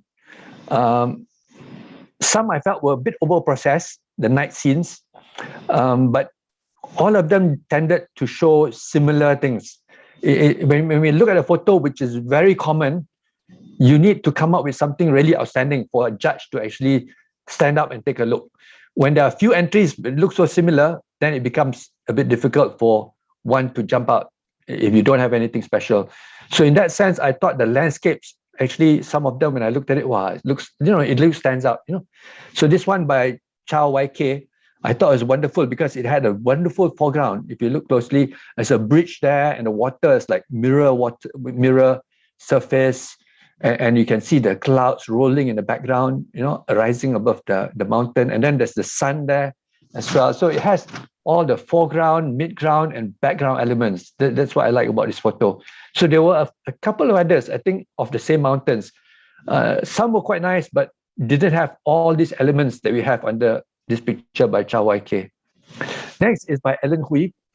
I thought this one, the clouds. The clouds really made the picture. And then you have the foreground, which is three boats like that, and they're well separated out. And then there's another boat coming in. So you have all the elements of some action, not just the boats totally, quiet there. You have actually one boat coming in. So it has the foreground and then the wonderful background. And the tone, I think, is what makes this picture very nice. It's almost like a black and white picture, but it's in color, because of the mood, it creates that mood. So that's what I like. And then the small ripples on the water, it all adds up. So I like that picture in that sense. Next was Lo Yi Peng. This one striking because it's one of the fewer black and white ones, but black and white that works very well. So sometimes black and white is just black and white, which probably could have been better if it was color. But in this sense, when you look at this picture, straight away you can feel the grittiness of the rocks in front, the texture. You can see the trees which are no longer having leaves, the fine detail on the leaves, on the tree. And then you have this wonderful cloudy, textured cloud. So it all adds very well. Again, it's a matter of foreground, midground, and background.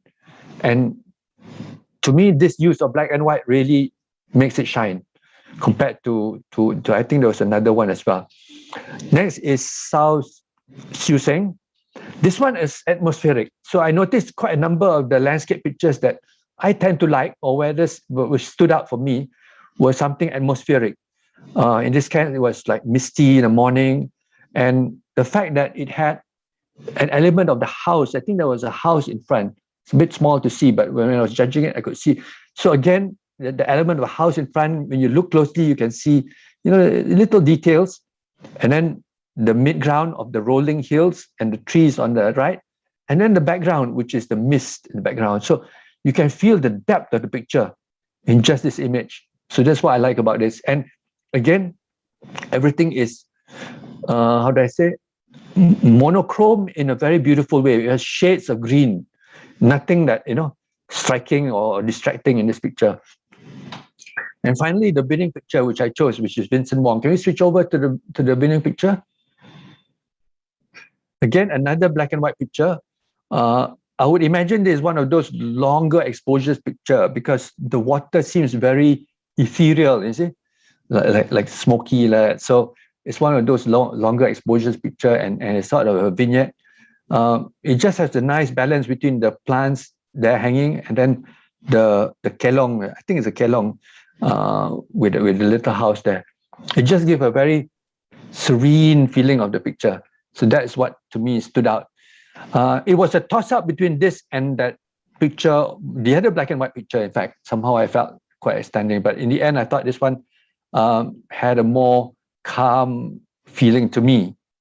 So in a way, that won out for me for this month's best photo for the landscape.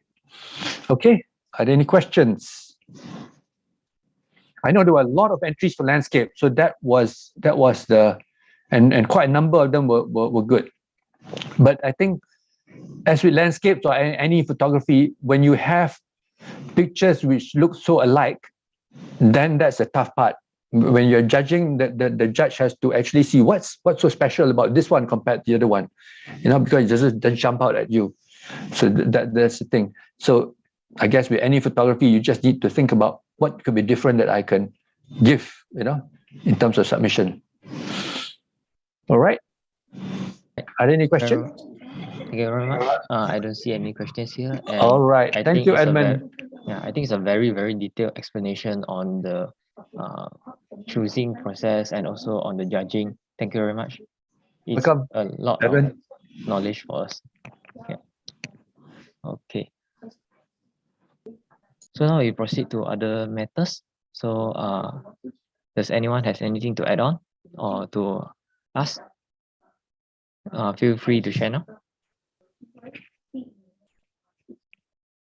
If there's not, then we shall end our meeting today. Okay, thank you very much. Thank you, everyone. All right, thank you very much. Thank you, Ricky, and thank you, Mr. Go, and everyone who attended today. Thank you very much for being with us for this session. So we hope to have, maybe we have a physical session or what, where we can meet up and we can share even more things after the lockdowns are lifted. Right. So thank you very much. Thank you. Thank you. Bye-bye. Thank you, Richard. Bye-bye. Thank you, Mr. Go. Thank you, everyone. Bye-bye. Thank you. Bye-bye. Okay, thanks. Thank you, everyone. Goodbye. Thanks, everyone.